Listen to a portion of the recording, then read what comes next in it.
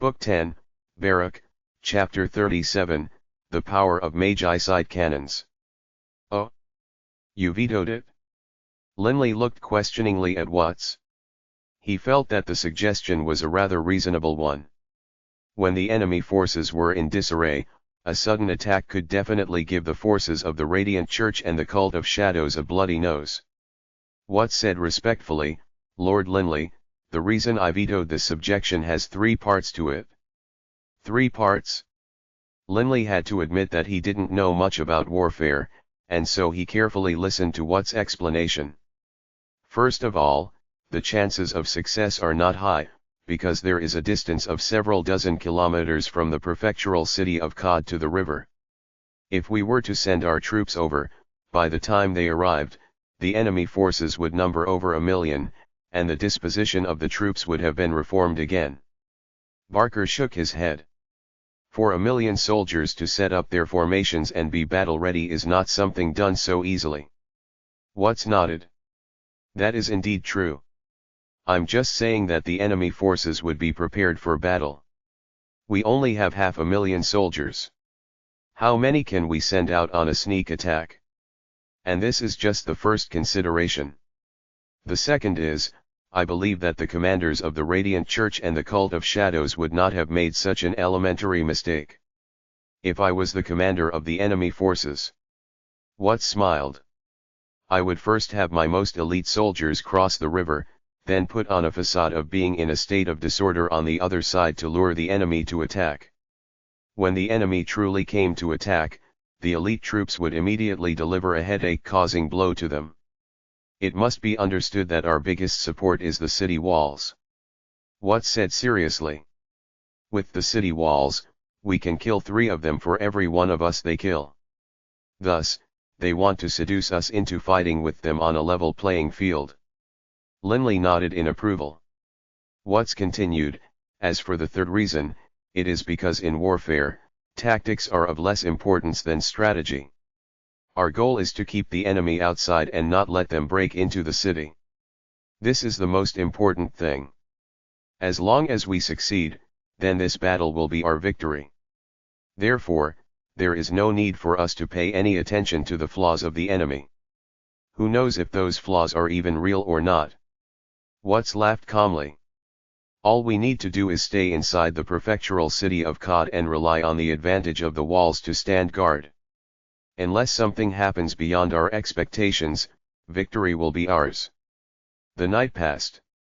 The day slowly brightened. The Dark Cardinal, Wise Porter, was riding a darkness element demonic tiger as he stared in the direction of the prefectural city of Cod. Guillermo, I have the feeling that this is going to be a very laborsome battle. Wise Porter said with a frown. We already slowed down the speed of our troops crossing the river, and also had our troops be in a state of disorder. But the prefectural city of Cod acted as though they didn't notice. They didn't send anyone over to attack. Guillermo nodded. They had prepared a welcoming feast for the enemies, but unfortunately, the plan had failed. Right now, the entire army had crossed the river and rested an entire night. They were now steadily advancing in the direction of the prefectural city of Cod. Their total forces numbered 1.6 million soldiers. Such a terrifyingly large army covered the entire area like an endless tide. I'm not afraid that Linley's commanding general is intelligent or sly. What I'm afraid of is that he'll just hide in the city like a turtle in its shell. Wise Porter said. Guillermo nodded as well. If the opponent relied on the advantage of the city walls, breaking through the prefectural city of Cod would most likely cause heavy losses to their side. Although they had 1.6 million soldiers, they weren't willing to waste too many lives. Wise Porter. Guillermo said. Then what should we do? The commanding generals of this battle was naturally Guillermo and Wise Porter. In terms of stratagems, Guillermo was inferior to Wise Porter. Wise laughed calmly. There's nothing for us. Right now, let's go test the enemy's strength. Only when one knew the opponent and knew oneself was one capable of being ever victorious. The entire prefectural city of Cod had been transformed into an enormous military fort. The civilians had been moved out long ago, and most of the houses had been renovated and demolished. Tunnels and pits had been dug. Large numbers of soldiers were clustered on the walls of the East City and the South City. On the west and north sides, however, there were fewer soldiers. All sorts of weapons had been dragged onto the city walls. Linley and Barker were dressed in armor, pretending to be military officers doing an inspection on the southern walls. The city walls were a hotbed of activity, and the multi-kilometer-long walls were packed with people. There were over 100,000 people on the walls of the south side of the city alone. So many people. Linley and Barker stared from afar. They looked like densely clustered locusts. The 1.6 million man army of the Radiant Church and the Cult of Shadows covered the land, streaming towards the prefectural city of Cod. 1.6 million people. A number that was easy to say, but when so many soldiers came charging over, it was terrifying. Even Linley felt a tremendous sense of pressure. Who knows how many people will die as a result of this battle? Barker sighed. Staring at the dense mass of soldiers, Linley also felt that this battle would definitely be a vicious, cruel one. But ever since human society began, wars had existed as well. Although Linley and his men could see the forces of the Radiant Church and the Cult of Shadows, in reality, those soldiers were still quite a distance off. Only, because the enemy forces were simply too massive in number, the soldiers on the wall could see them from far, far away. Let's go to Watts. He is our commanding general. We can't let anything happen to him. Linley led Barker to the city walls of the South City. Watts was currently in an unremarkable little building in the South City. Seeing Linley and Barker, Watts immediately bowed. Watts, Lord Linley, and I have come to protect you. Barker laughed. No matter how steady Watts was normally, he grew excited now. Linley laughed. Enough. Focus on preparing to deal with the enemy. What is your strategy for dealing with a million-man army? Linley personally felt lost. Watts laughed. No rush. Whatever methods they use, I'll use the appropriate countermeasures. What do you think they will do for their attack? Barker asked. After they crossed the river, they weren't in a rush to attack. Instead, they let their soldiers rest and waited for dawn. I expect, in about an hour, they will reach the city. At noon, they will begin their first wave of attacks. Watts laughed calmly. The first wave shouldn't be too strong. They will only be testing our strength. How do you plan to respond? Barker asked. Magi-sight cannons. Watts replied. You'll use Magi-sight cannons immediately. Barker frowned. The Magi-sight cannons were their secret weapons. It should be better to use them at a critical moment. Watts said with certainty, Lord Grand Marshal, don't worry. Just watch and enjoy. When the time comes, you will understand. You put on mysterious airs in front of me. Barker shook his head and laughed. Linley just sat there to one side quietly. All he had to do was hand the affairs of running this battle to these men. A long time later, Linley suddenly opened his eyes and said to Watts, begin to prepare. The Radiant Church and the Cult of Shadows have sent their vanguard to prepare their attack. Watts looked at Linley in surprise. Linley didn't explain too much. Although he hadn't used his spiritual energy, given Linley's insights into the elemental laws of the wind, even from kilometers away, Linley could clearly sense everything going on if he so chose. Milord, 2 legions of the enemy have begun to attack towards our gates. A military officer suddenly ran inside. Although the city walls were tens of kilometers long, the attacks would generally be centered around the city gates. Watts glanced at Linley, then immediately began to issue orders. Carry out our original plans. Prepare 10 Magi-sight cannons. Give our guests a welcoming present. Watts chuckled, and the military officer's eyes had a hint of excitement in them as well. Yes, milord. Come, let's go watch. Linley stood up. On the city wall, Linley and Barker were staring down. They saw two legions with a large number of people charge forward. Compared to an army of 1.6 million, 40,000 soldiers wasn't much, but when they charged over, they still felt like a human wave of attackers. Kill! The tens of thousands of soldiers below raised their shields, charging the city gates with their weapons in hand. Their angry roars sounded like the thunder.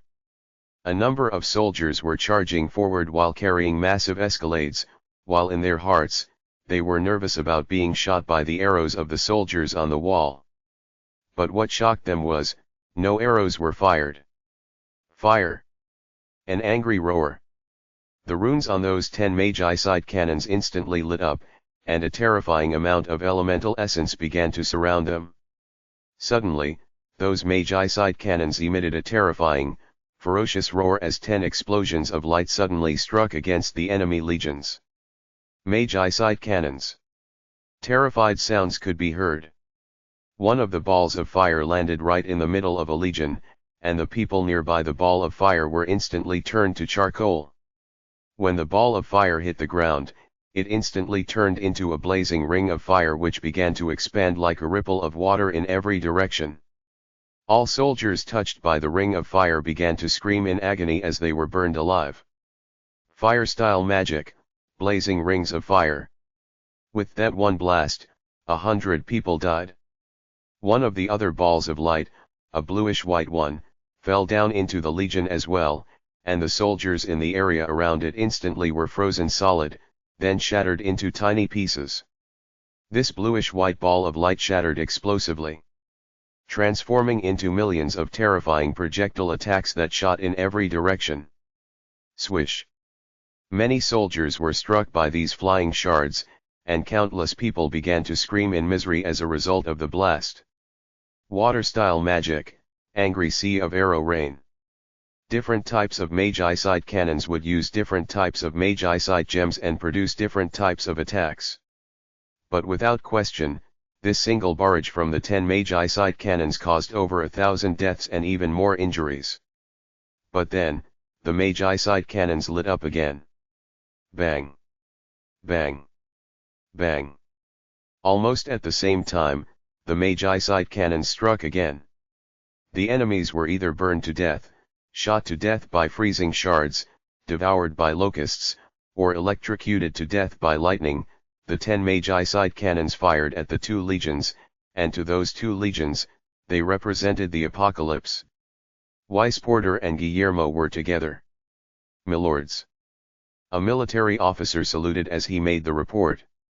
The two legions who launched the first wave of attacks against the south gate have retreated, and the legion at the east gate has retreated as well. We discovered that at the south gate, 10 Magi-side cannons have been emplaced, while 5 have been emplaced at the east gate. These Magi-side cannons are all large-caliber cannons at the level of Magi of the 8th rank. Guillermo let out a cold snort. This is what I was afraid of, that they would have Magi-side cannons. So they really do have them, and large-caliber ones.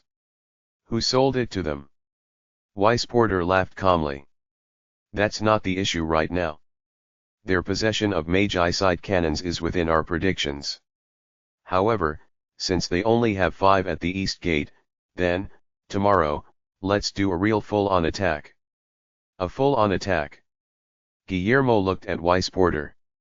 Porter nodded. Right. We'll pretend to be focusing on the south gate while sending a small part of our forces to attack the east gate, but the small portion attacking the east gate will be composed of our elite squads. Porter said firmly. Porter, what do you intend? Guillermo looked at him. To focus our attacks on the east gate. The ratio of forces didn't determine how powerful each force would be. If the soldiers were elite, 100,000 of them might be able to defeat a force of 400,000 ordinary soldiers. True is false, false is true. We're just tricking our enemies. If 100,000 elite soldiers suddenly attack at once, if the east gate isn't fully prepared, we might be able to break through at one stroke. Porter said confidently. Guillermo laughed. If I was the enemy commander, when I saw your million soldiers outside the south gate while only 100,000 were at the east gate, I would probably focus my attention on the south gate as well. Book 10, Baruch, Chapter 38, Explosive Fury. The forces of the Radiant Church and the Cult of Shadows were outside the south gate of the prefectural city of Qad, a seemingly endless sea of forces. The soldiers of the prefectural city of Qad were all on high alert. They knew that this endless sea of soldiers in front of them could suddenly transform into tidal waves that would wash over them. A small part of the below army had separated from the main forces. This small part took a side route, heading towards the east gate of Qad. Factoring in the local geography, the Radiant Church was only able to attack the south gate and the east gate. As for the north gate and the west gate, there was no way for the armies to make it there. The army that came to the east gate was comprised of 2 legions. These 2 legions were of the Radiant Church and the Cult of Shadows. The elite legions of both sides. The commander of the legion belonging to the Cult of Shadows was a man with short blue hair and a severe face who was staring at the city walls. Next to him was a gold-haired man, the commander of the elite legion of the Radiant Church. If they were able to take down the east gate, they would both have rendered huge military merits in this battle. Just 5 Magi-side cannons. The blue-haired man said calmly. Rogers looked GSI, how about this? Our soldiers will first charge forward, and when we get close to the walls, the vanguard will suddenly form tight ranks and use the escalades to create an opening in the city walls. The other soldiers will follow from behind. As long as we can get onto the city walls, the prefectural city of Qad will be finished. Rogers glanced at him. Brian Pulin, then let's see who will be the first to break through. Fine. Brian's eyes were filled with arrogance. Time passed. The 2 elite legions were in a state of quiet readiness, waiting, and then suddenly, they heard the terrifying sound of slaughter. Magi-side cannons began to boom, warriors shouted with rage, arrows howled through the air, and an ocean-like series of roars split the world apart. They've started on the other side. A hint of a smile was on Brian's lips. Rogers nodded slightly as well. When we break through the east gate, our victory will be assured. Per their original plans, they would wait for the battle at the south gate to reach a crescendo of madness. After 5 minutes, Brian suddenly let out a furious roar, "Kill!" Their generals, who knew the plan all along, immediately led their soldiers to charge out and attack. Those 40-meter-long escalades began to move at frighteningly fast speed towards the east gate. A large number of soldiers advanced at high speed, shields held above their heads. The 5 Magi-side cannons at the east walls began to light up. Boom! Boom! The Magi-side cannons howled ferociously, and 5 balls of light began to shoot out at high speed, exploding into balls of terrifying light once they hit the floor. Instantly, soldiers began to die in those areas, but the remaining soldiers didn't hesitate at all. Hesitating meant death. So fast. The commander at the east gate had already discovered how fast the enemies were running towards them. The Magi-side cannons had only rang out 3 times, but the enemies were already within 100 meters. Wait a second. He suddenly discovered that the fastest running soldiers of the enemies suddenly formed a unit with perfect coordination. Clearly, these were elite warriors. They had most likely come to join forces and force a breach. HRMPH. It looks like they really did. The commander's face revealed a cold smile. All Magi-side cannons, prepare. The commander howled loudly, and instantly, 15 more Magi-side cannon emplacements appeared on the city walls. Combined with the previous 5, there was an awe-inspiring grand total of 20 Magi-side cannons. The 20 Magi-side cannons all lit up at the same time. Seeing another 15 Magi-side cannons appear, the faces of Brian and Rogers, the 2 legion commanders, instantly changed. No. Brian's face was savage, and he roared in uncomprehending fury. Boom! Boom! Boom! Boom! 20 Magi-side cannons simultaneously unleashed their terrifying fury, and their targets were clearly those special, elite soldiers who were leading at the front of the attacking line. An earth-shaking series of explosions could be heard. No. Many warriors, seeing the light of the Magi-side cannon blasts fly towards them at high speed, screamed in fury and terror. But the cannon blasts were simply too fast. With a flash of light, the blasts hit the ground, giving the warriors no chance to dodge at all. The warriors in the area were blasted to smithereens, with some being frozen solid, others burned alive to charcoal, and still others clutching their severed limbs and screaming miserably. In the blink of an eye, over 3,000 people had died, and several thousand were badly injured as well. It was too terrifying. Many warriors were stunned and awe-stricken. In addition, many of the dead were the elite of the elite. The remaining soldiers began to feel dread in their heart. Charge! Kill the bastards and avenge our comrades! Some warriors howled with fury as they continued the charge. If we make our way up there, we win. But before their escalades even had a chance to be boarded, on the walls of the east wall, a large number of warriors began throwing casks of oil downwards, pouring those boiling casks of oil directly onto the bodies of the attacking warriors. Ah! Many warriors clutched their faces as their bodies spasmed, and they fell off the escalades. Fire! A cold sound rang out, and not only did those 20 Magi-side cannons once more unleash the god of death, other warriors also began to shoot fire arrows at the enemies as well. Many people below had been covered with hot oil, and now, with fire arrows shooting down. Some of those people who had only been scalded by oil but not killed were suddenly turned into human torches. The ground below the walls had turned into a sea of flame. Many warriors had become human fireballs, all of them emitting tortured screams before collapsing. The soldiers behind them no longer dared to advance, because in front of them was a sea of flame. However, at this moment, those 20 Magi-side cannons once more attacked, killing thousands more. Explosions rocked the enemy camp. Rogers and Brian were about to go insane. They howled with fierce rage, "Retreat, retreat, quickly, retreat." In the blink of an eye, over 10,000 of their warriors had died, and several thousand more were injured. The worst thing was, those 20 Magi-side cannons were continuing to attack. The 20 Magi-side cannons had stripped the attackers of all their courage and morale. 5 Magi-side cannons might only be able to kill 1,000 soldiers in one blast, but as long as they made it through 3 blasts, they will be able to close in. But 20 Magi-side cannons were different. The combined attacks of these cannons were totally capable of killing all the elite vanguard soldiers of the attackers. The power of 20 Magi-side cannons was simply too great. Even though they were retreating like mad, the 20 Magi-side cannons still were able to attack 2 more times, and thousands more collapsed. Those beautiful, firework-like balls of light were actually heart-shaking, powerful attacks.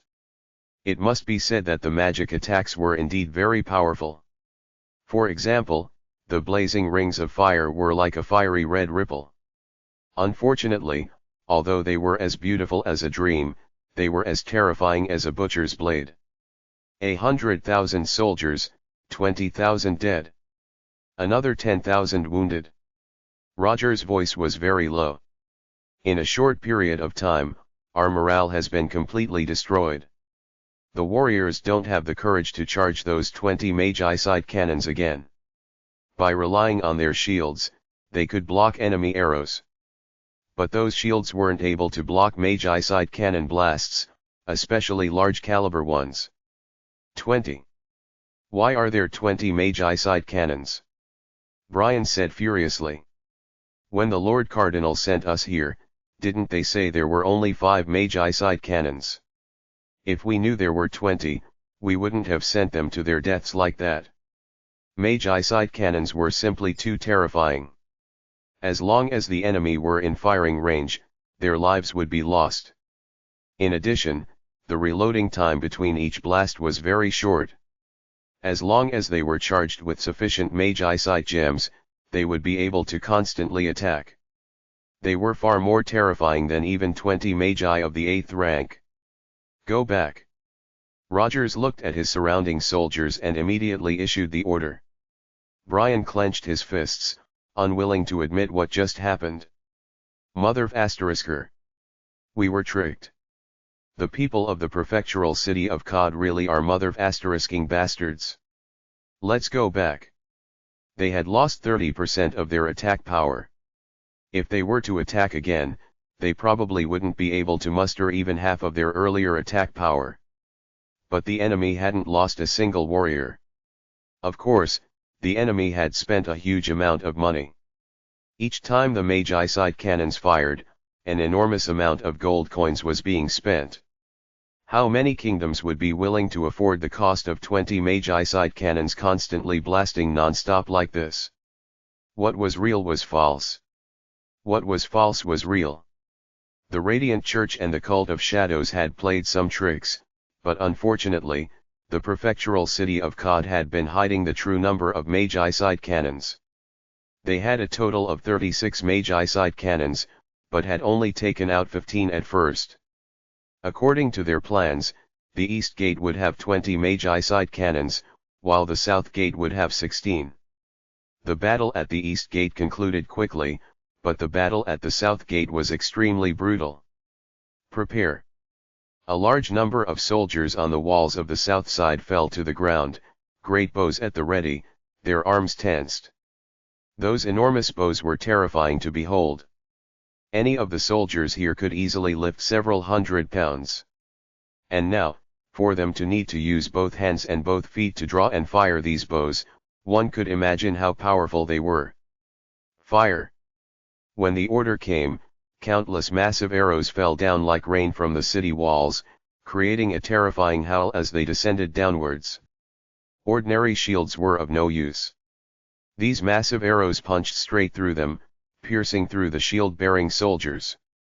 Instantly, a large number of people fell down. But although a large number had died, others immediately charged forward to take their place.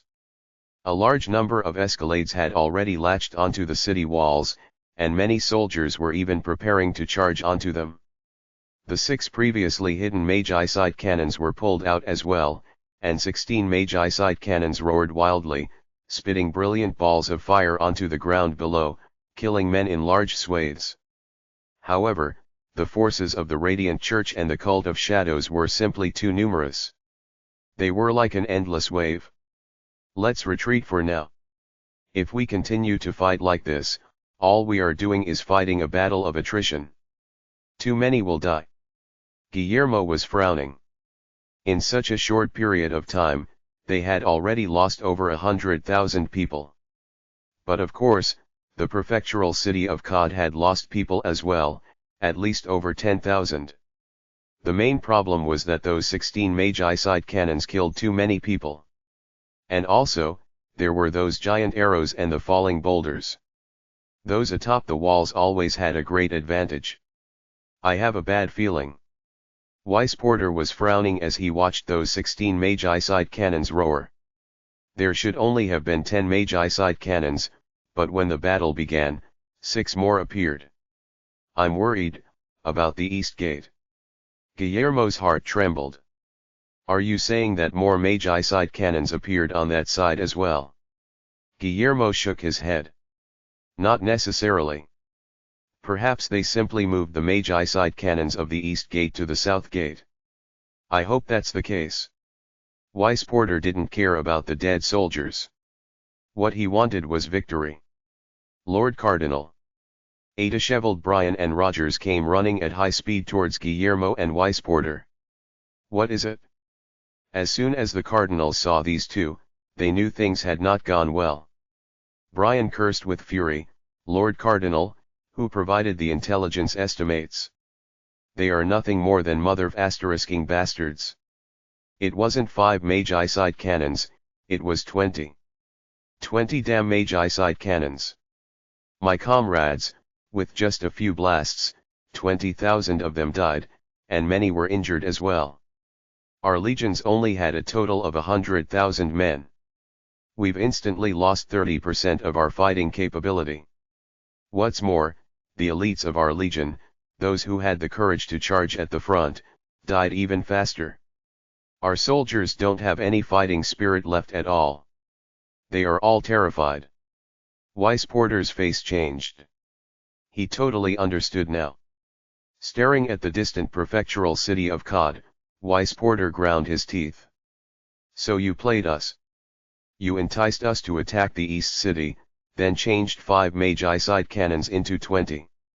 Weisporter's eyes were red from rage. Guillermo, forget the plans and schemes. Have all the experts of the 9th rank charge, now. Book 10, Baruch, Chapter 39, Battle to the Death. Guillermo was silent for a moment, then said, "Fine. Let them go." Soon, 6 seemingly ordinary warriors appeared in the headquarters. Weisporter and Guillermo glanced at each other, and then Weisporter said to those 6 men, "The 6 of you, mingle into the center of the army and charge with them towards the city walls. When you reach the city walls, increase your speed and break open the city gates, then lead the army into the city. You must catch them off guard and make them unable to react in time." "Yes, milord." 3 of the men immediately acknowledged, while the other 3 looked at Guillermo. Guillermo nodded slightly. "Act as Weisporter said." "Yes, milord." On the massive, wide ground, locust-like hordes of men were charging wildly against the city. 16 Magi-side cannons were constantly flashing with brilliant light, taking lives away with each flash. On the walls above the prefectural city of Cod, Linley, Barker, Gates, Hazer, Ank, and Boone, and the others were watching the battle. "They are fighting wildly enough." Gates licked his lips, grinning as he spoke. Hazer looked at Linley, his eyes shining. "Lord Linley, let us go and teach them a lesson." Of the 5 Barker brothers, only Barker had reached the saint level in his human form. The other 4 were at the peak of the 9th rank, about to break through at any moment. Linley looked at the battle going down below. Laughing calmly, he said, "No rush. You will have your chance soon. But remember, no matter what, you cannot allow them to seize the Magi-side mine." Compared to the large amount of Magi-side gems, Linley actually valued the pocket dimension more. That was a precious training place that had to be preserved. Unfortunately, Zisler has reached the saint level as well.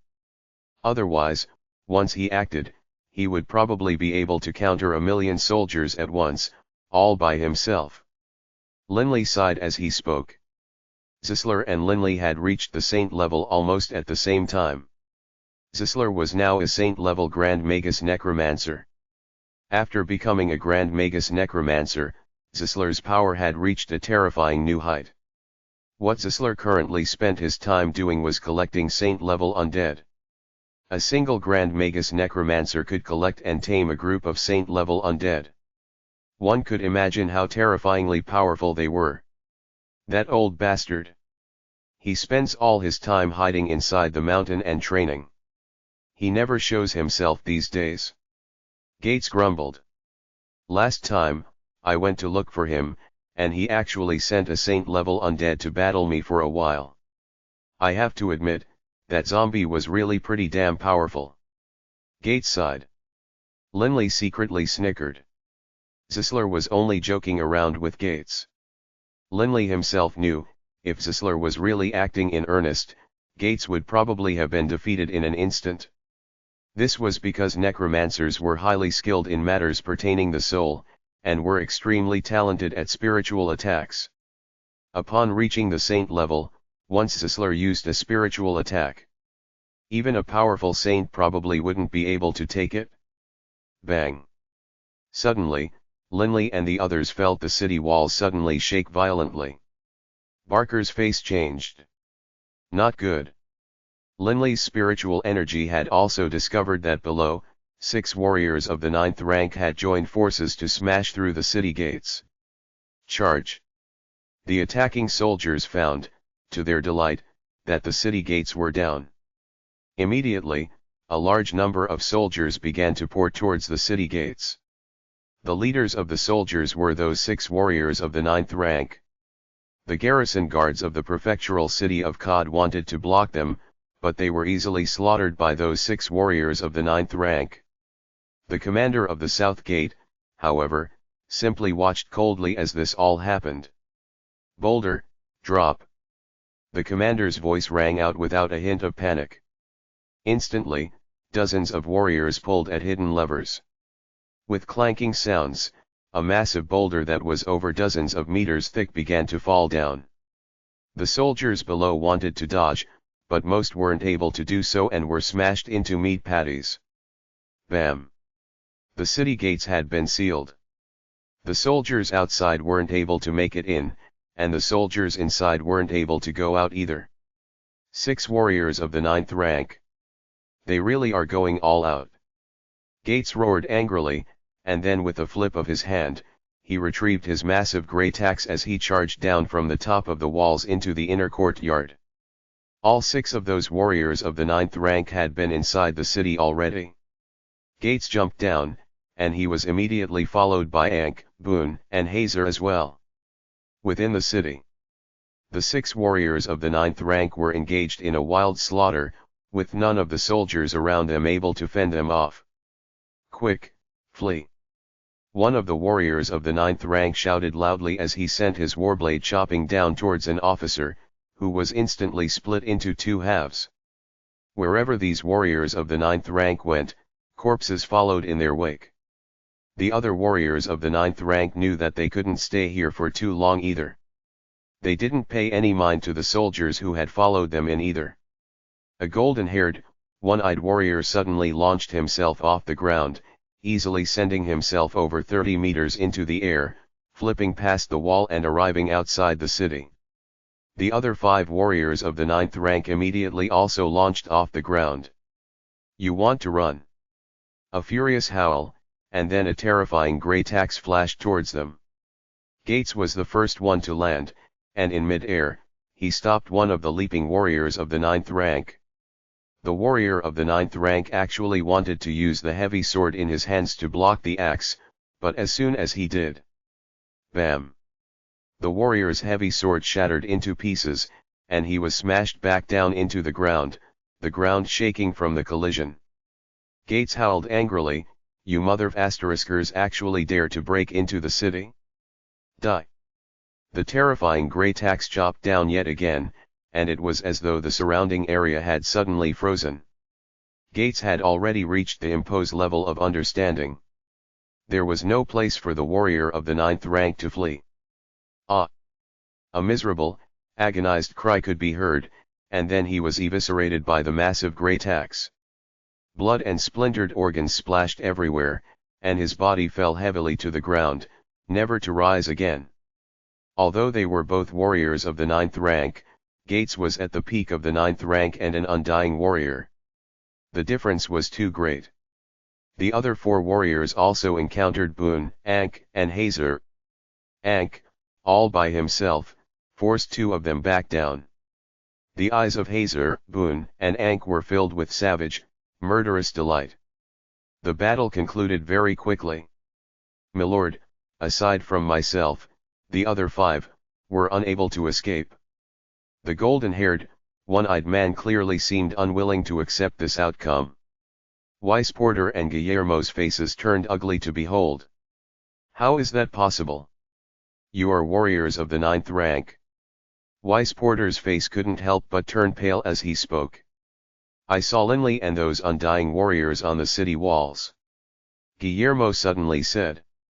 At Guillermo's level of power, despite being kilometers away, he was still able to see Linley and the others on the city walls.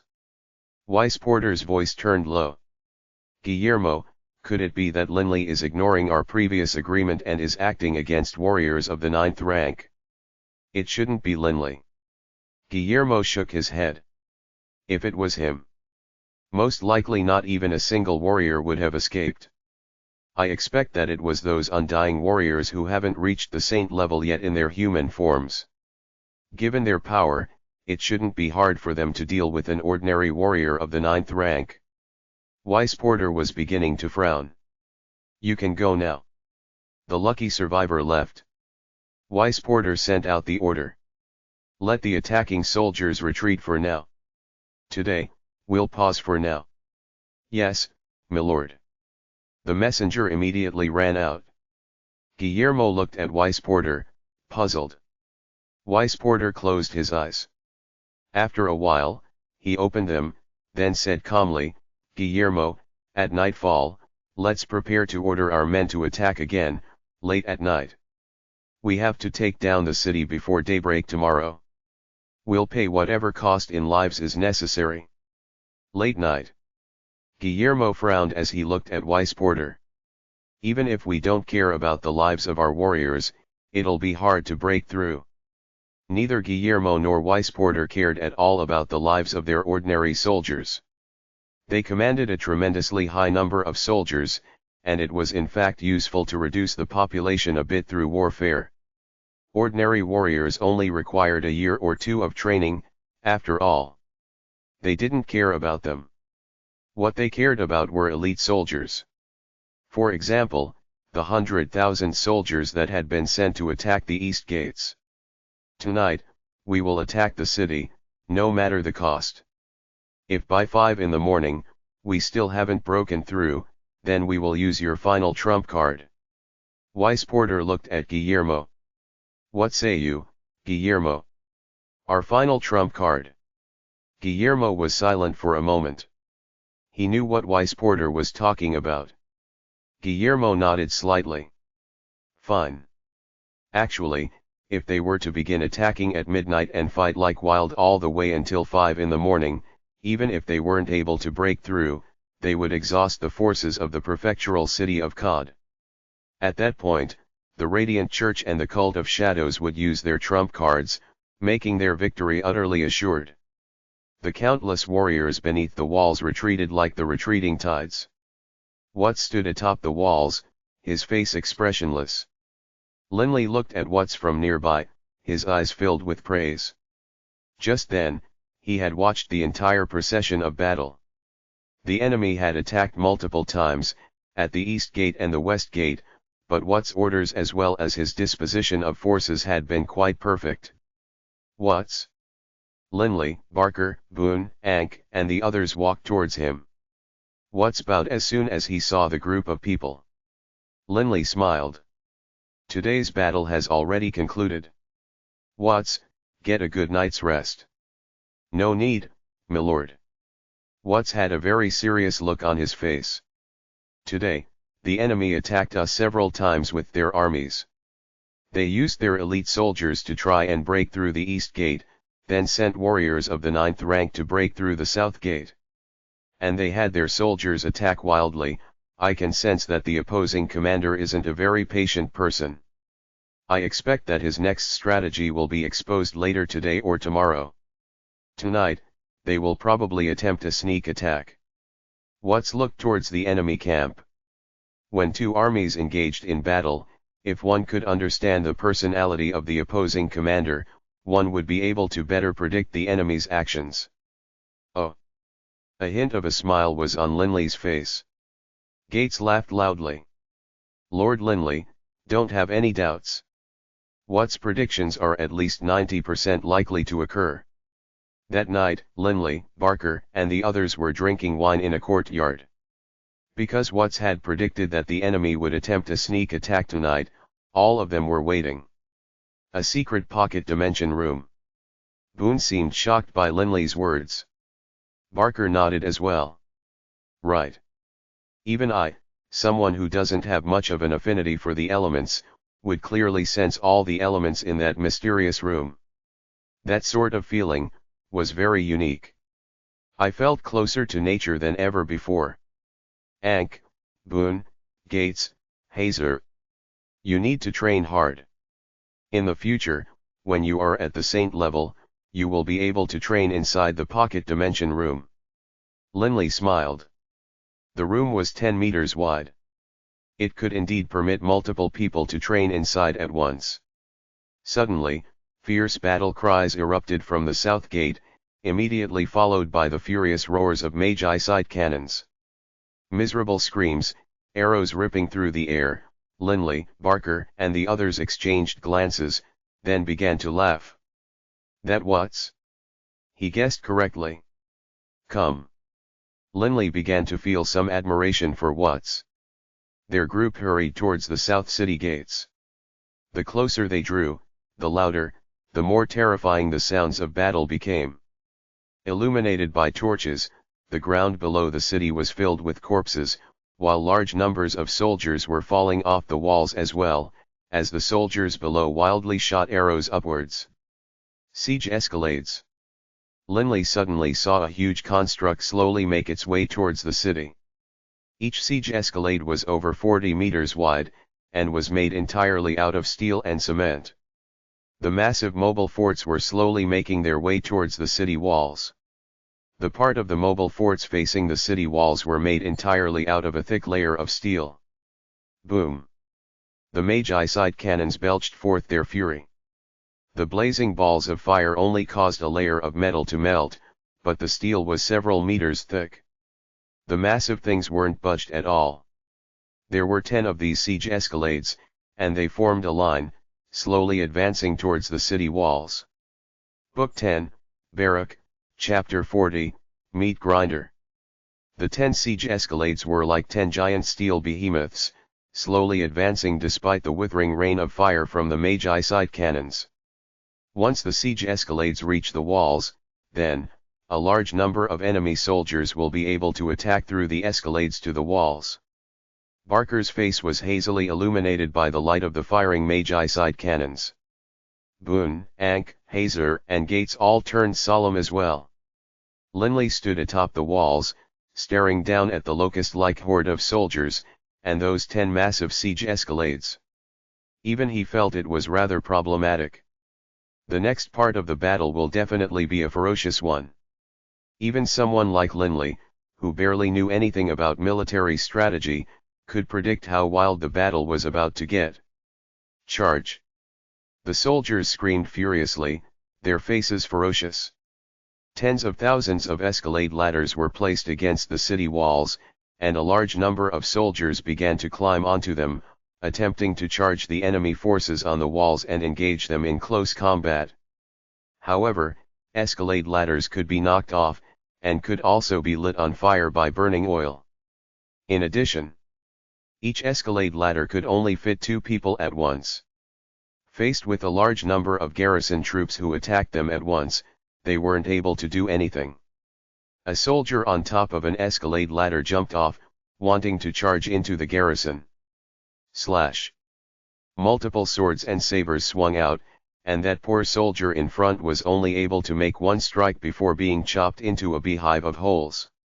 Bang! An escalade ladder was knocked off, and a large number of soldiers fell down. For a fall of 20 or 30 meters, it wasn't a big deal for the strong, but for the weak, they would die or be crippled from the fall. The worst part of it was, many of the weapons of the already killed soldiers were lying on the ground. And so when the new soldiers fell off, they fell onto the weapons. Snick! Their bodies were pierced through by the weapons.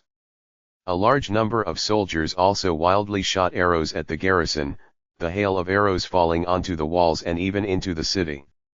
Many city guards fell down, shot to death by the arrows. Every moment, warriors were dying. Although many garrison troops were being killed, even more attackers were dying. Quick, quick! From behind the troops, the Dark Cardinal, Weiss Porter, was shouting. Quick, have the siege escalades pushed more quickly to the city walls. Weiss Porter simply couldn't keep his calm any longer. He hoped for a sudden change in fortunes. The enormous siege escalades were exactly that, powerful tools which could change the fortunes of war. They were terrifyingly large, and were made almost completely of steel and metal. These siege escalades were just like giant mobile fortresses. The soldiers in the walls above, when dealing with the soldiers from the siege escalades, wouldn't be at any advantage. After all, the siege escalades would allow hundreds of attacking soldiers to attack at once as well. Concentrate your fire against those siege escalades. The commander of the south gate issued his order, and instantly, multiple Magi side cannons attacked the siege escalades simultaneously. However, the steel canopies protecting the siege escalades were several meters thick. Even powerful Magi side cannons weren't able to burn through such a thick layer of steel and break the siege escalades. At most, the attacks caused the siege escalades to tremble, or perhaps kill a few of the soldiers atop the siege escalades. But when the soldiers died, more soldiers replaced them from below. After all, one of the primary purposes of the siege escalade was to act as a delivery mechanism for soldiers. Come, have the 1st Battalion assemble here and prepare to defend against the first siege escalade. A commanding officer shouted loudly. To defend against the siege escalades, they had to use their elite soldiers. The prefectural city of Cod wanted to try their best to block the assault of these siege escalades. However, these siege behemoths were simply unstoppable.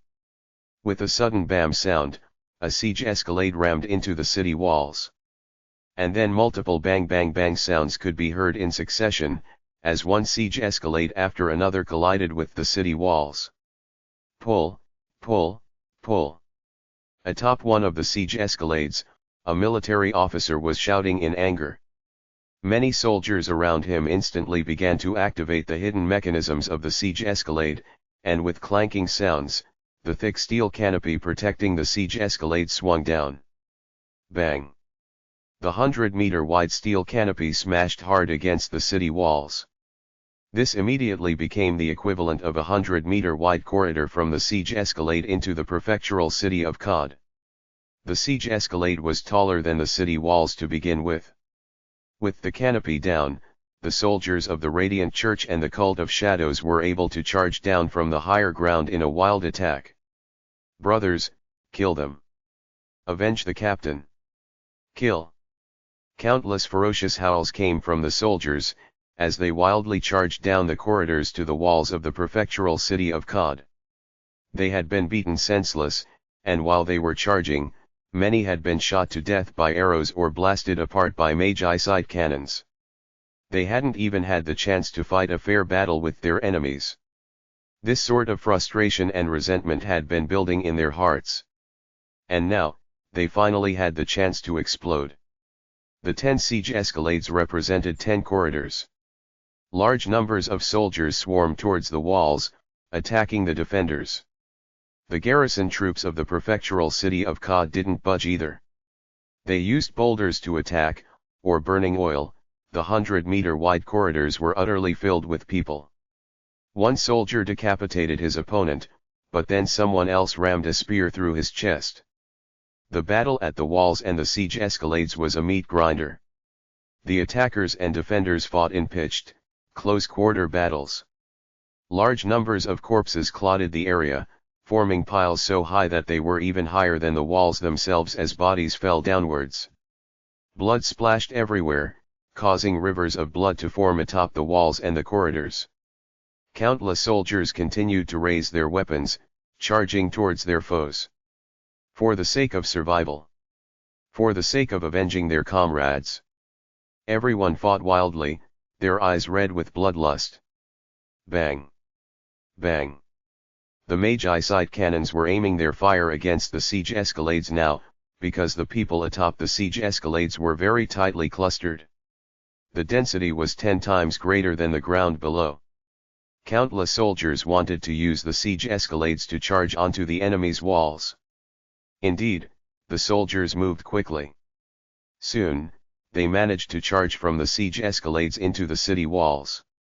It was only a distance of 100 meters from the siege escalade to the city walls. Given the power of these soldiers, it wouldn't even take them 10 seconds to close that sort of distance. They all possessed the hope that during those 10 seconds while they were exposed and in the open, the Magi side cannons definitely wouldn't be able to strike them. However, The Magi side cannons continued to fire against the siege escalades, each blast claiming the lives of hundreds of soldiers. Unfortunately, the speed at which the Magi side cannons killed people was far slower than the speed at which the soldiers of two sides killed each other in close quarters combat. The soldiers of the prefectural city of Cod began to die in large numbers as well now. In close combat, the death ratio is going to be close to 1-to-1. Barker looked at Linley. Lord Linley, if this continues, we won't be able to hold on. Indeed. The enemy had a total of 1.6 million soldiers. Although they had lost some earlier, 1.6 million was an enormous figure, and those losses meant little. The prefectural city of Cod only had 500,000 soldiers. If they were to fight a war of attrition at a 1-to-1 rate, a loss of 300,000 or 400,000 to the enemy would result in them still having nearly 1 million soldiers, but to Cod, they would only have less than 100,000 remaining. This couldn't be permitted to continue. Of course, this was just the death ratio for the soldiers in close quarters combat. If they factored in the damage caused by the Magi side cannons, as well as those who were being shot to death by arrows, the prefectural city of Cod still held a major advantage. Gates, go destroy that corridor for me. Linley pointed at the thick steel canopy bridge of one of the siege escalades. Once that 100-meter wide, multiple meter thick steel bridge was destroyed, then, there would be a distance of nearly 10 meters from the siege escalades to the city walls. Only warriors of a certain rank would be able to leap that distance, and in addition, as they leapt, the city garrison would be able to use their spears to welcome them as they landed. Yes, Lord. Gates acknowledged in his loud voice. Boone, Ankh, and Hazer didn't hesitate at all as they headed out as well. But Barker, since he was now a saint, couldn't get involved. Gates' body was blazing with battle chi, and in his hands, he was wielding that 5,300-pound great axe. With a mighty leap, he flew directly onto the corridor where the fighting was going on. The bridge was filled with people, as many soldiers wanted to charge onto the enemy walls. Bang! A terrifying axe-shaped blast of battle chi energy chopped out, splitting several dozen warriors apart at the waist instantly. Body parts flew everywhere, spraying the surrounding area with blood. Instantly, a large gap appeared on the corridor bridge. Bam! Like a demonic god, Gates wielded his terrifying 5,300-pound great axe as he landed in that empty area. Almost instantly, a large number of enemy soldiers immediately filled up that gap, all of them attacking Gates wildly. HRMPH. Great axe in hand, Gates delivered a mighty blow to the bridge beneath him. The great axe fell down, as gently as a falling leaf, striking against the steel bridge. Only a gentle clink was heard, but then, a massive hole appeared in the steel bridge, and a huge amount of steel dust was suddenly picked up and carried away by the wind. Wielding something heavy as though it were light. Bang! Gates' battle chi blasted out in all directions like countless arrows, killing all of the surrounding and attacking soldiers. It really is thick. Gates murmured confidently. This sturdy steel bridge was something which even a peak stage undying warrior of the 9th rank was unable to chop through at a blow. However, the blow from Gates' great axe had chopped halfway through it, with only a meter of thickness remaining. No. Many people from the Radiant Church and the Cult of Shadows, upon seeing this, stared with wide eyes. Break apart. Gates brought his great axe gently down a second time. Bang! That thick steel bridge split into two parts, and the part that was lying against the wall fell down. A large number of soldiers fell down as well. The effectiveness of the siege escalade had instantly been halved. If they wanted to cross to the walls, the only choice was to jump over. But the enemy guards had their weapons pointed towards them, with spear tips and sword tips all aimed in their direction. You want to jump? Then jump. You'll know what happens if you do. Bang! Bang! One steel bridge after another was broken through as Gates, Boone, Ankh, and Hazer, These 4 terrifying undying warriors of the peak of the 9th rank, moved through all 10 of the siege escalades. The forces of the Radiant Church and the Cult of Shadows, who had seen victory within reach, all began to feel bitterness and despair. We almost succeeded. Bastards! Weisporter let out an angry growl. If the earlier situation had persisted, even though the enemy continued to attack with Magi-sight cannons and arrows, Weisporter was confident that after sustaining casualties of approximately 700 to 800,000, they would have destroyed the enemies. Weisporter, now what? Guillermo looked at him. Weisporter looked at him as well. It's still early. Wait for 5 in the morning. Guillermo and Weisporter both tacitly understood. Although the steel bridges were destroyed, the siege escalades still have some effect. Weisporter stared from afar. Indeed, many soldiers continued to charge onto the siege escalades, and then, relying on being on the higher ground, shot arrows or slung rocks at the enemies on the walls. A large number of soldiers even jumped down onto the city walls.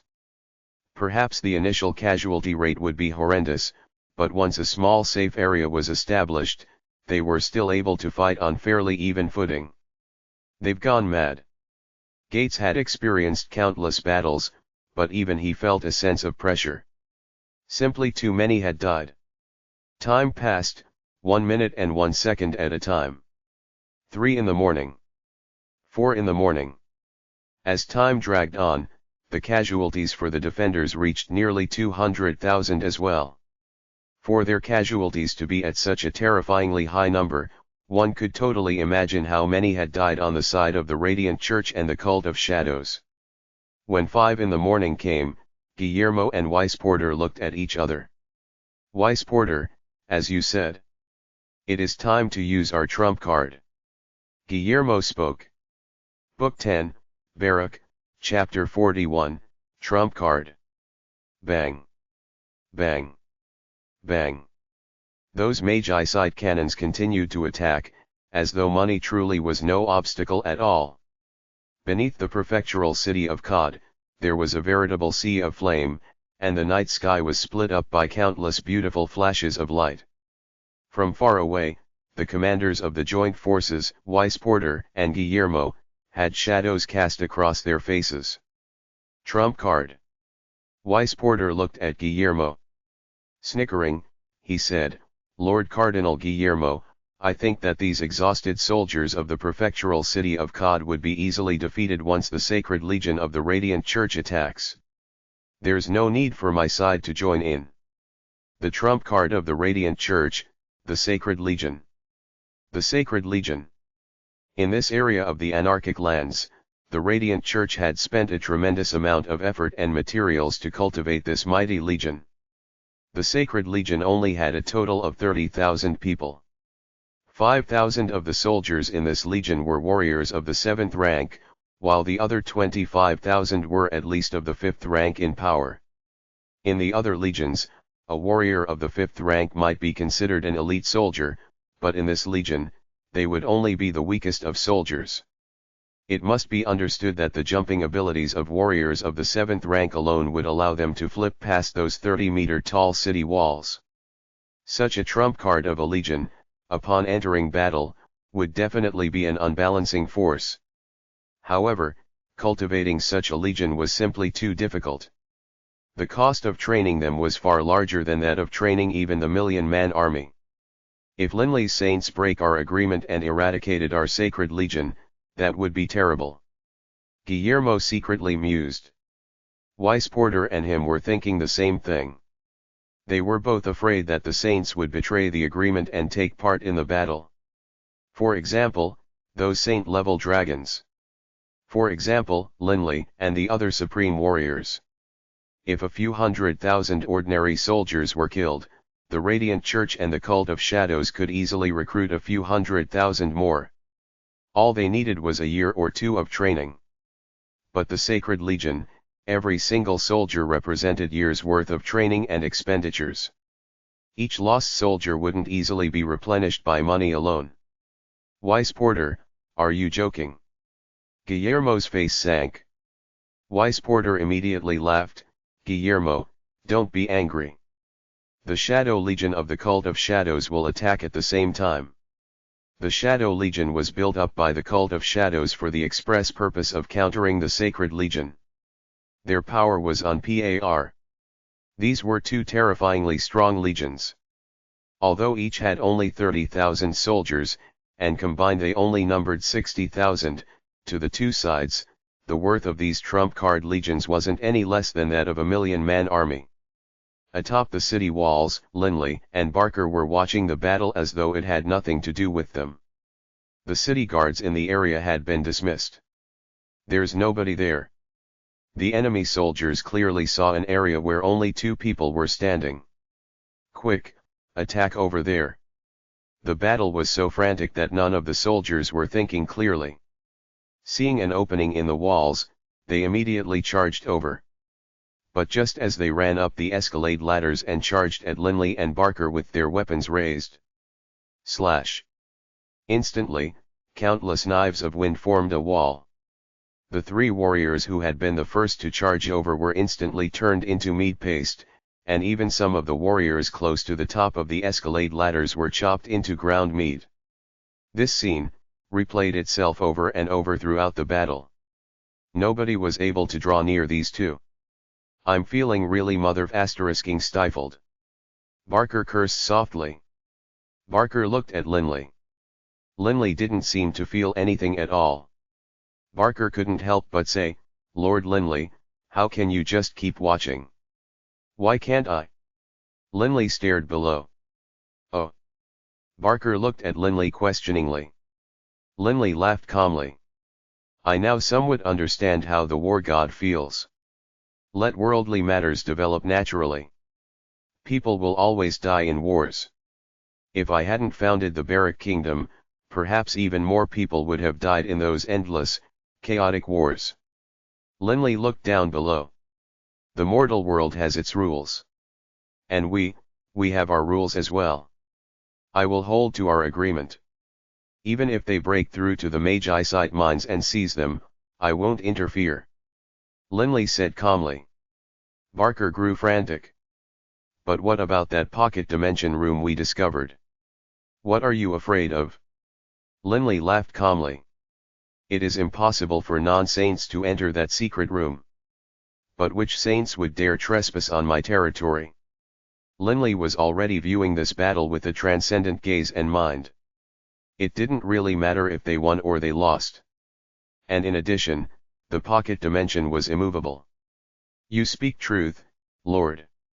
Barker began to understand. Upon reaching the saint level, they possessed an eternal lifespan. They had transcended past ordinary humans. In truth, worldly battles and affairs no longer belonged to them, and saints no longer belonged in them either. But although they understood this in their heart, both Barker and Linley had a hint of anticipation. The anticipation that their side would prove victorious. Not good. Barker's face suddenly changed. Beneath the city, a large number of elite warriors charged towards the walls at high speed. They were thickly clustered and definitely numbered in the tens of thousands. This large group of elite warriors ran at an astonishing pace, and with each flicker of their bodies, they moved 20 or 30 meters. In less than a minute, they would arrive at the city walls. Fire! The Magi side cannons from the east gate had been shifted over as well. More than 20 Magi side cannons fired simultaneously, blasting down balls of light at the soldiers below. Swish! Swish! Many elite soldiers immediately dodged at high speed, but the Magi side cannon attacks were simply too fast. Despite many of the elite soldiers being able to dodge the center of the blasts, a few unlucky soldiers would still die, while the others or the boundaries of the blasts would be injured as well. But there was only time for one blast. The Magi side cannons only had enough time to fire once before the elite soldiers reached the city walls. There's so many people. Tens of thousands. Where did all these powerful warriors come from? There's so many warriors of the 7th rank. Barker felt a hint of amazement. Linley noticed the large number of elite soldiers that had appeared out of nowhere as well. Given Linley and Barker's current levels of power, they were instantly able to judge the power of these soldiers. So many are of the 7th rank. They are just like the ace regiments of the Knights of the Radiant Church that I saw back in the Holy Union. This must be an elite force built up by the Radiant Church and the Cult of Shadows, akin to the 8 ace regiments.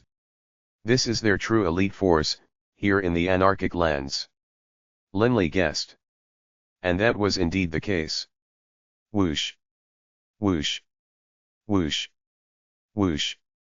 A large number of warriors reached the city walls, and with a sudden leap, they easily cleared the 30-foot walls. The thickly clustered warriors all arrived atop the walls, and all of them possessed the power of the 7th rank. Bang! Swords and sabers flashed everywhere, and battle chi exploded throughout the area. Immediately, almost 10 or 20,000 garrison guards died. The garrison troops were only of the 2nd or 3rd ranks in power. The warriors of the 5th rank would be considered elites amongst them. But these warriors who had jumped onto the walls were all of the 7th rank, and there were nearly 10,000 of them. A slaughter. They couldn't fight back at all. And at the same time, a huge number of warriors of only the 5th and 6th ranks began to climb up the escalade ladders at high speed. Although there were hundreds of thousands soldiers on the south walls, only 20 or 30,000 troops could fight against the warriors of the 7th rank at any given time. And when the 50,000 warriors of the 5th and 6th ranks charged up, we lose. Barker sighed. After the 60,000 elite troops of the Sacred Legion and the Shadow Legion swept upwards, hundreds of thousands of normal troops followed behind them in escalade ladders. The entire length of the South City walls were occupied with countless enemies, who swarmed forward like an endless stream of ants, attacking the inner city of Cod. But where Linley and Barker stood, no matter how many warriors charged over, they were all transformed into mincemeat by those countless wind blades. Let's leave. Linley immediately flew out of the walls. Can't let them have those Magi sight cannons, Barker said. Barker's body flashed by the city walls, and one Magi sight cannon after another was stored into his interspatial ring. How could those enemy soldiers possibly block the saint-level expert, Barker? Geez, Barker, Linley shook his head and chuckled. All done. Barker flew back to Linley's side.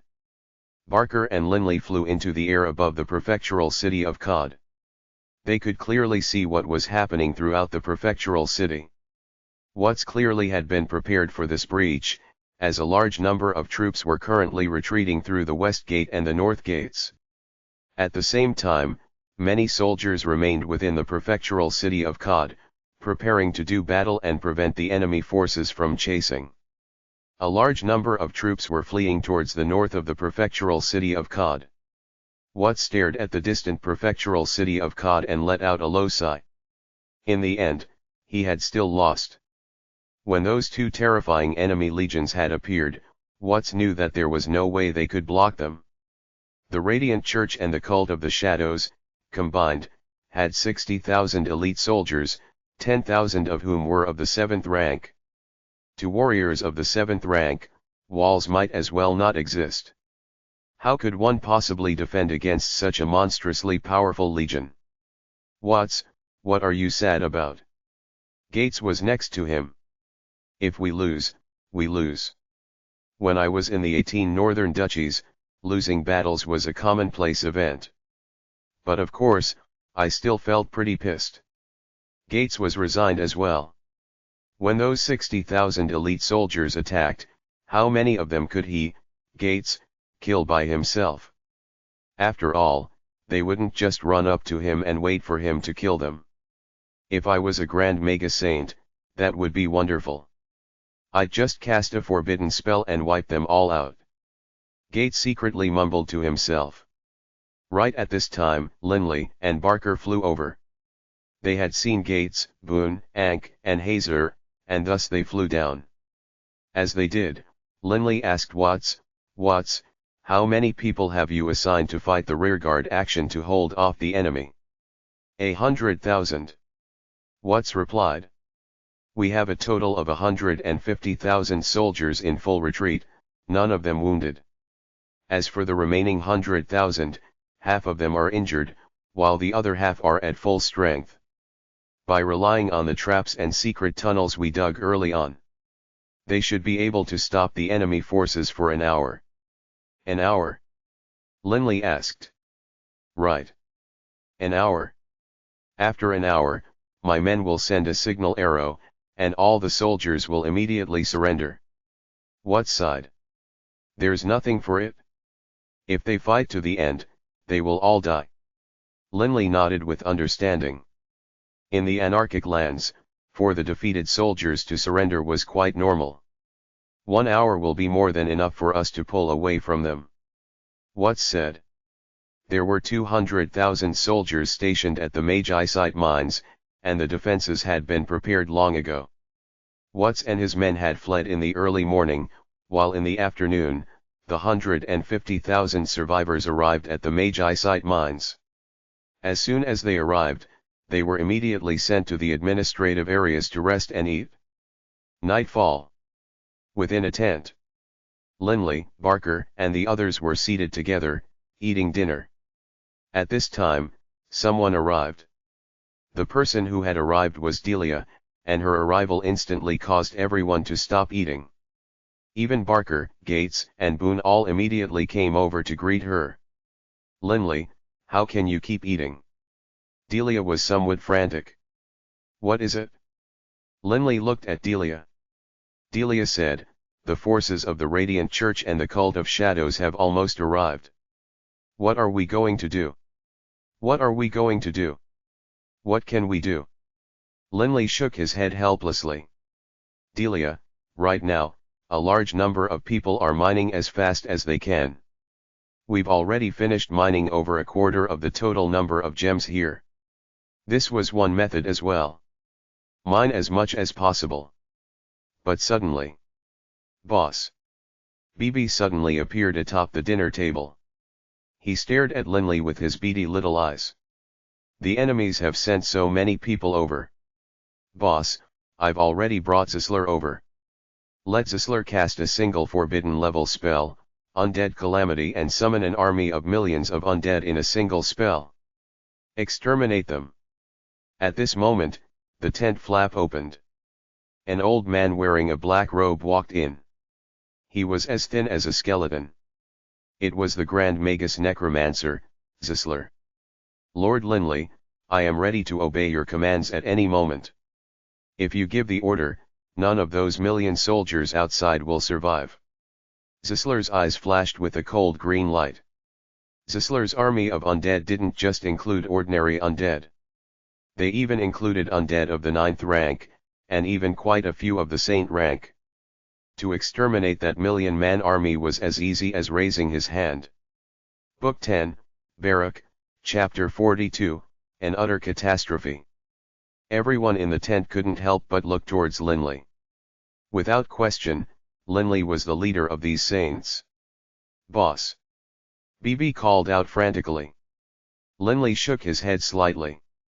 Once we break the agreement, then according to the original text, Desri, the Radiant Church, and the Cult of Shadows will join forces in dealing with us. Why are you afraid of them? BB wrinkled his little nose, and said viciously, if those saints come, I'll eat them alive. What's more, boss, Desri probably won't act against you. He clearly was on our side. Desri was indeed on Linley's side. Zisler's usage of a forbidden spell to summon an army of millions of undead would, without question, result in victory. Desri might not come attack us as a result of us violating the agreement. However, if we act in such a way, we would essentially be destroying Desri's reputation. Desri had given him face. He couldn't make Desri look bad like that. God damn it. What a pain in the ass. BB was somewhat frantic. Boss, Zisler can just summon undead that aren't saints. As long as non-saint undead do the attacking, then that wouldn't be considered a violation, right? Bibi's words made Delia immediately begin to laugh. Linley swatted Bibi on the head. Bibi, you are equivocating. How is the ultimate summoning spell, Undead Calamity, different from other forbidden spells? In fact, in terms of power, the Undead Calamity spell is even stronger. It even can summon saint-level undead. But then we're going to lose. Bibi said hurriedly. Linley sighed. If we lose, we lose. At worst, that just means the enemy will take away the majority of the gems in the Magi site mines. Fortunately, we've already mined away all of those gems that were on par with Magi site cores of beasts of the 7th, 8th, and 9th ranks. Bibi, you've finished with those, right? After discovering the secret door, Linley immediately mentally reached out to Bibi and had Bibi bring Haru and the 3 saint-level dragons to go to the core area and begin mining. Although those Magi site gems probably were only numerous enough to fill up a house, in terms of price, they were roughly on par with 2/3 of the entire rest of the mine.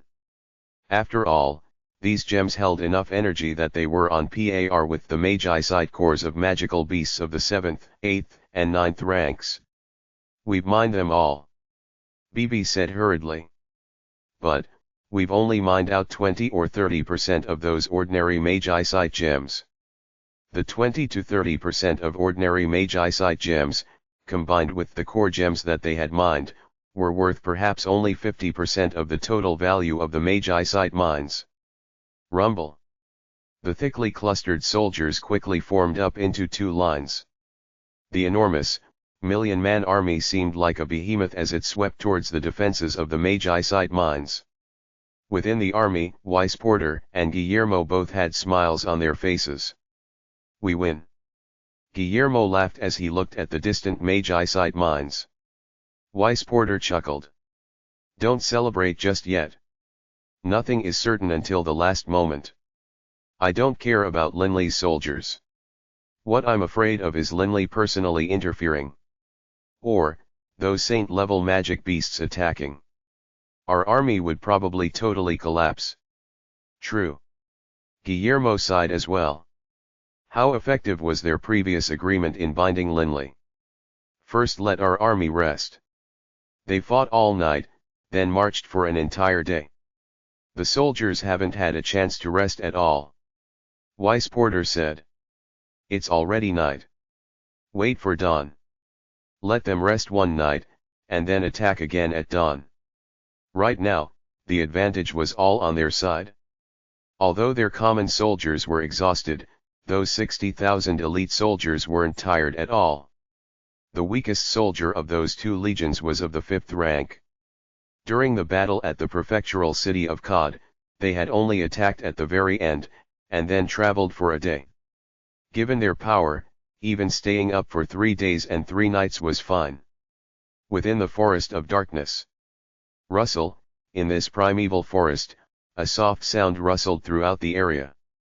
One stone-eater rat and shadow mouse after another could be seen, moving in dense ranks. As far as the eye could see, there were shadow mice and stone-eater rats.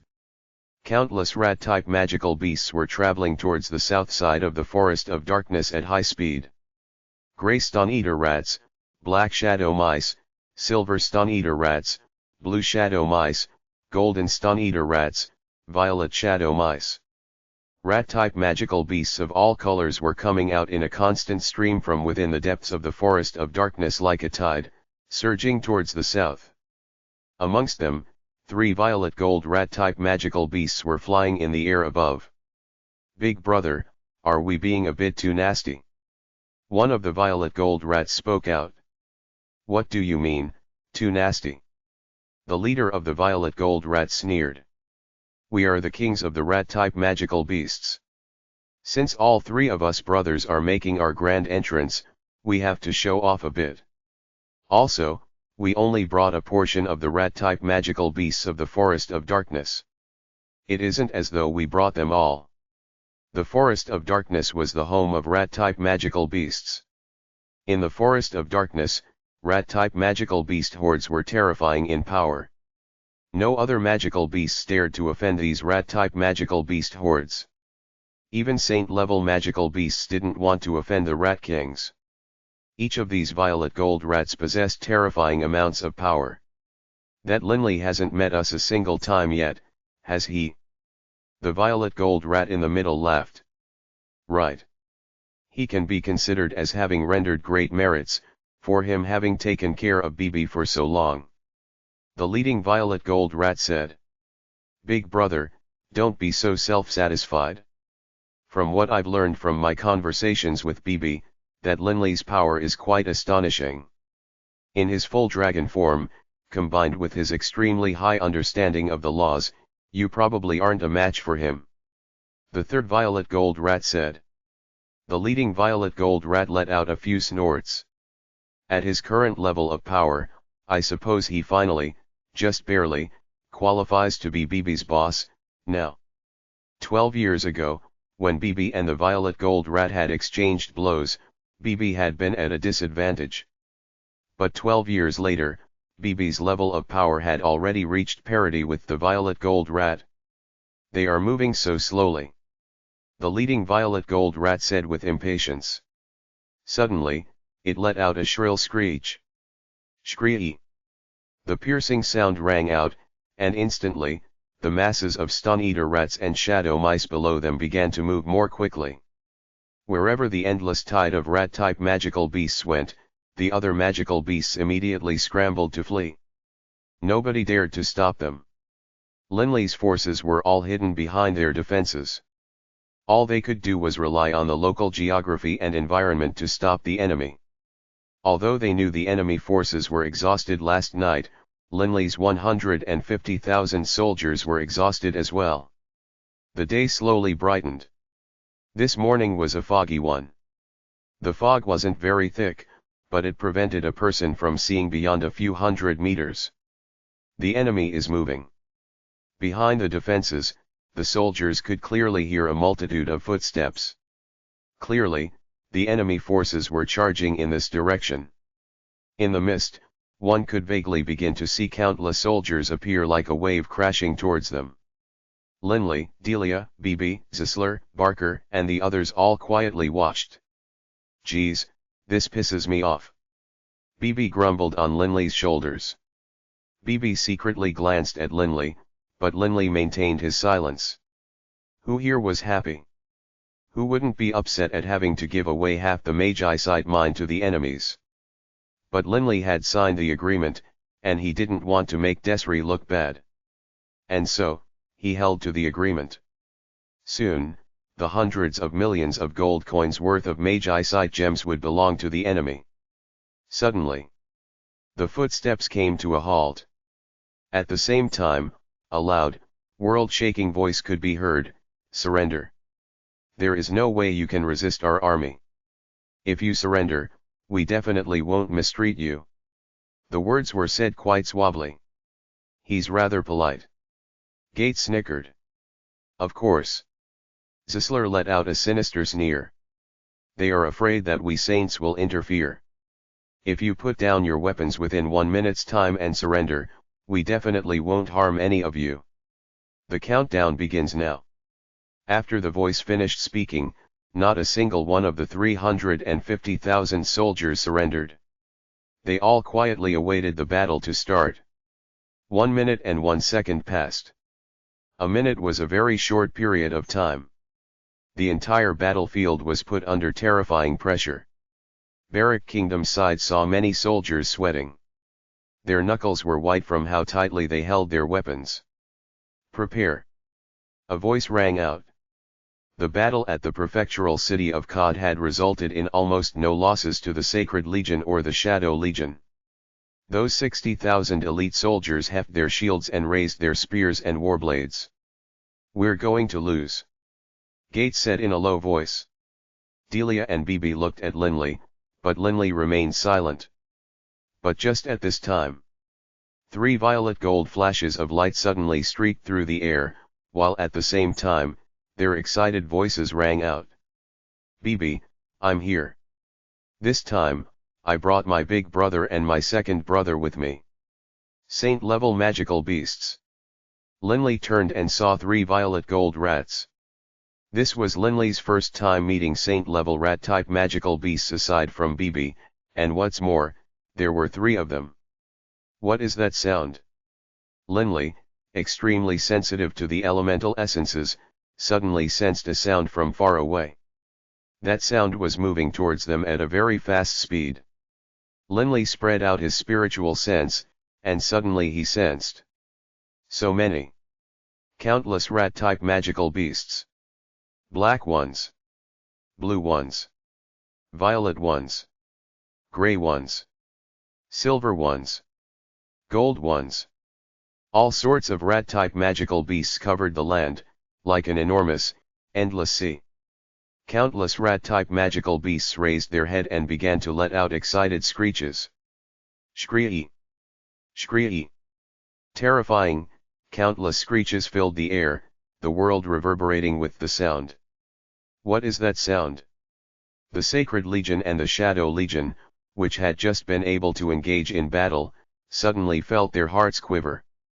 The sound was coming from behind the Magi-site mines, but there were far too many voices, like trillions of magical beasts screeching at the same time.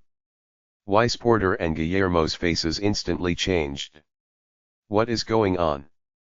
Weiss Porter and the others all felt nervous, but they didn't know what was happening. Not just them. Even the forces of the Baruch kingdom felt their hearts shake. Magical beasts are coming. All soldiers, remain behind the earthworks. None of you are permitted to go out, nor are you permitted to attack the magical beasts. Linley's voice could be heard across their entire camp. And his words immediately caused all the soldiers of the Baruch kingdom to shout in joy. But the reaction in the camp of the Radiant Church and the Cult of Shadows was the opposite. A magical beast swarm. Weiss Porter and Guillermo's faces changed dramatically. Controlling a swarm of magical beasts to attack wasn't a violation. After all, the saint-level magical beasts weren't personally attacking. For example, the O'Brien Empire had its vampiric Iron Bull Legion, which was a terrifying legion that had had hundreds of thousands of vampiric Iron Bulls along with their caretakers. A swarm of magical beasts? Where did they come from? Weiss Porter hurriedly said. Guillermo's face was ashen pale. Linley's rat-type magical beast. Right. It must be that saint-level rat-type magical beast. The Forest of Darkness is the home of rat-type magical beasts. Shouldn't be. The rat-type magical beasts of the Forest of Darkness have their own rulers. Weiss Porter knew very well that the rat kings of the Forest of Darkness were violet gold rats. There was no way they would be under Bibi's control. But just at this time, the squeaks from an endless tide of rat-type magical beasts rang out, and instantly, the horde of rat-type magical beasts covered an area of tens of square kilometers. Tens of kilometers. In other words, as far as the eye could see, the world had become covered with nothing but rat-type magical beasts. Wow! Whoa! Cries of surprise rang out constantly from Linley's side. Those rat-type magical beasts all quite orderly avoided Linley's soldiers, heading towards the forces of the Radiant Church and the Cult of Shadows in a stream. These rat-type magical beasts were generally able to eat even rocks. One could imagine how sharp their fangs and claws were. Shadow mice were fast. Stone-eater rats were durable. The entire swarm of rat-type magical beasts charged over. A swarm like this would even be able to devour an entire mountain. Wow, buddy, as badass as that. Bibi's eyes were bulging and round as he stared at the other 3 violet gold rats next to him. How many rat-type magical beasts did you bring over? My spiritual energy can't even encompass them all. The leading violet gold rat said with a delighted laugh, not many, not many, this is just a small portion of our forces in the Forest of Darkness. Just a couple 100 million, that's all. Book 10, Baruch, Chapter 43, The Ratmajdan Wave. Within the endless mist, an endless swarm of rats came. All of the warriors, including the Sacred Legion, the Shadow Legion, and the others felt terror in their hearts. But despite their terror, they still had to wield their weapons and attack those magical beasts. If the magical beasts didn't die, they would die. Kill. Arrows rained down like the rain upon the wave of rats, but the defense of the stun-eater rats was simply too tough, while the shadow mice were too fast. Only a few shadow mice were killed. And then the wave of rats slammed into the radiant church and the cult of shadows forces. Crunch, crunch. A terrifying series of crunching sounds. A seemingly infinite number of rats charged forward, biting to death all of the human soldiers who sought to block them. Not only was their flesh stripped, even their bones were devoured. The Sacred Legion and Shadow Legion, all combined, had 10,000 warriors of the 7th rank. But 10,000 warriors of the 7th rank, in the face of that rat wave, was absolutely nothing. This was because the rat wave had a terrifying number of rats of the 7th rank, while ordinary stun-eater rats and shadow mice of the 5th rank, when charging in mass, could still bite a warrior of the 7th rank to death. 10,000 warriors of the 7th rank, in front of a tidal wave of hundreds of millions of rats, utterly disappeared. Flee! Some soldiers cried out in terror as they began to run. Once the first began to flee, many of the other terrified soldiers began to flee as well. They couldn't resist the rat wave at all. However, they couldn't flee. The shadow mice and stun-eater rats were extremely fast, far faster than humans. The fleeing warriors were quickly surrounded, then devoured. Even Guillermo and Weisporter were so terrified that their faces turned white, and they quickly began to flee. Quick, quick. Weisporter and Guillermo didn't try to resist at all.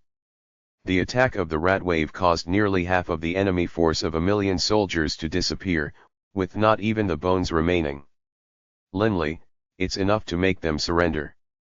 Don't let this slaughter continue. Delia couldn't bear to watch any more.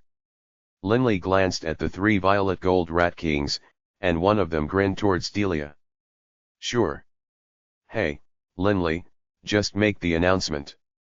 As long as the humans kneel down and raise their hands up in a token of submission, the rats won't attack them. Linley nodded slightly. Everyone, listen up. Kneel down and raise your hands in surrender. The magical beasts won't attack you if you do so. Linley's voice rang out like thunder from the skies. Hearing this sound, the hopeless soldiers immediately began to kneel down and raise their hands up. At the same time, the violet gold rat king opened its mouth. Scree! The high-pitched screech rang out in the mist, and all the rats, as though having heard an order, bizarrely moved past all of the kneeling soldiers, attacking the other soldiers. What to do? Guillermo was in a state of total panic. Both Weisporter and Guillermo were using protective spells to defend themselves. How should I know? Weisporter was terrified as well. Right now, there were over 10 rats nearly a meter long staring at them. The 10 rats were either violet-colored or gold-colored, and the violet-furred rats had hints of gold in their fur, while the gold-furred rats had tints of violet in their fur. Under a normal situation, high-level shadow mice were violet at the 7th rank, and were known as violet shadow mice. High-level stun-eater rats were gold at the 7th rank, and were known as gold stun-eater rats. But from the 7th rank to the saint level, the fur of violet shadow mice would slowly turn a violet-gold color, while the gold stun-eater rats would see their fur also turn to a gold-violet color. These 10 rats were clearly of the 8th or 9th ranks. Squeak squeak. One of the stun-eater rats of the 9th rank suddenly pounced at them, biting through Guillermo's light guard spell at one chomp. At the same time, Weisporter's magical defense also came under assault and was broken through, but the 10 rats didn't immediately continue their assaults. They were very intelligent, not one bit lower than humans in intelligence. Guillermo and Weisporter exchanged glances. Their foreheads were covered with sweat, and their backs were also slick with sweat. They understood, if these 10 rats charged toward them, they would instantly be bitten to death. Not even their bones would be left. But just at this time, Linley's voice rang out. After exchanging glances, the two didn't hesitate at all. Thud. Their knees hit the ground, and their hands raised up. Instantly, 8 of the 10 rats left, while the other 2 stayed there, staring at them. The rats were very smart. The 10 rats had instantly discovered that these 2 experts of the 9th rank, Guillermo and Weiss Porter, were the enemy leaders. Enemy leaders had to be taken alive, of course. After the morning fog slowly dissipated, Linley's side could clearly see that large number of kneeling enemy soldiers, all of whom were surrounded by 10, no, 100 times their number of rats and mice. The visual effect of these massive numbers alone were awesome and terrifying to behold. Swish! A sudden flash of light, as a gold-colored rat with a tint of purple in its fur scurried over, letting out 2 squeaks. What? Only 300,000 enemy soldiers are still alive. Bibi said in surprise. Bibi naturally could understand the language of rat-type magical beasts. The 3 violet gold rat kings narrowed their eyes in delight. One of them looked at Bibi. Bibi, what do you think? Bibi looked at the endless sea of rats and sighed, they really are powerful. It'd be so awesome if these rats obeyed my command. Who could possibly resist an army of hundreds of millions of rat-type magical beasts? Oh, that's easy. The leader of the violet gold rats let out a few high-pitched screeches, and Bibi instantly grew excited. Linley looked at Bibi in confusion. Boss, from today onwards, these hundreds of millions of rats will obey my command. Haha. Bibi was extremely excited. At the same time, he also let out a few high-pitched squeaks which also encompassed the entire battlefield. The countless rat-type magical beasts all lowered their heads and bowed towards Bibi. Linley was secretly shocked. Stone-eater rat swarms and shadow mice swarms were frighteningly strong. Linley had known of this since he was young. But Linley had felt that a rat wave of several million rat-type monsters was already very frightening. But several hundred million, this was simply terrifying. Which army can possibly resist these hundreds of millions of rats? Linley secretly shook his head. This was like when the magical beasts of the mountain range of magical beasts came charging out. Even Fenley City itself was broken through in moments, and both the Holy Union as well as the Dark Alliance lost a third of their territory. One could imagine how terrifying magical beast swarms were. And the Forest of Darkness was the home of rat-type magical beasts. This small portion of the rat-type beasts within it was enough to lay waste to an empire. But of course, that was assuming saints did not get involved. The leading violet gold rat king laughed towards Linley. Let me introduce myself. My name is Harry Holly. My name's Hard Hati. I'm number 2. A second violet gold rat king said immediately. The final violet gold rat king nodded and was about to speak, but Linley interjected, you must be Harvey Hawe, right? Bibi often speaks to me of you. The only violet gold rat king which Bibi had made friends with in the Forest of Darkness was Harvey. The others, he didn't have much of a relationship with. Are the 3 of you truly giving control of this rat swarm to Bibi? Linley asked. This rat swarm was simply too enormous. How could these rat kings give them to Bibi to control? The violet gold rat king, Harry, said disdainfully, you don't understand. In the Forest of Darkness, every so often, there will be a massive internal slaughter amongst the rat swarms. More than half will die, and the weak will be destroyed. More than half. Linley felt shocked. The third-ranked rat king, Harvey, explained, it's simple. The lower rank the rat, the faster they breed. A single litter can contain a dozen or several dozen. How can that be allowed to continue? If that continues, the Forest of Darkness wouldn't be large enough for them to survive in. That's why they engage in internal warfare, weeding out the weak and lowering the numbers. Linley understood now. If the rat-type magical beasts were allowed to develop as they pleased, most likely the entire Forest of Darkness would be devoured by them. Their numbers had to be controlled. Thus, Bibi. The Rat King named Harvey patted Bibi's shoulder with his little paw and said in a friendly manner, "This rat swarm is yours to control. It doesn't matter how many you get killed. The Forest of Darkness needs to keep the number of rats under control anyhow. Sooner or later, the weaker ones will die." Linley couldn't help but sigh inwardly. No wonder there were so many rats of the 5th through 7th ranks, and even several that were higher. So the weak ones had been weeded out long ago. Those grey stone-eater rats and black shadow mice were probably still in the growing phase. "Don't worry.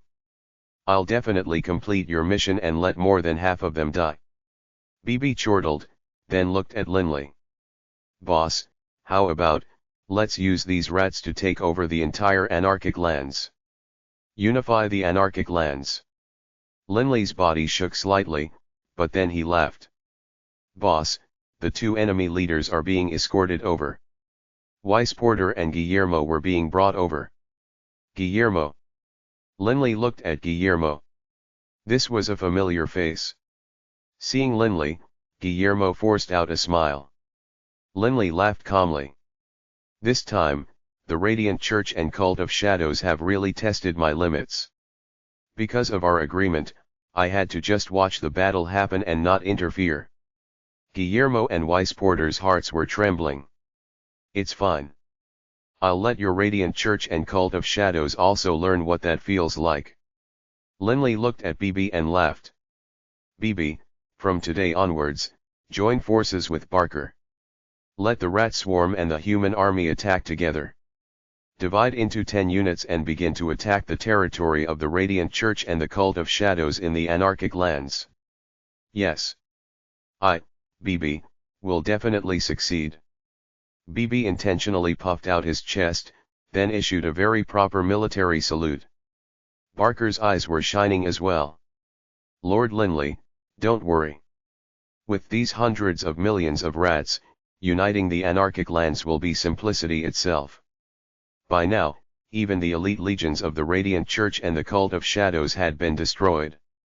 Who could possibly block these rats?" Guillermo and Porter's faces instantly turned even paler.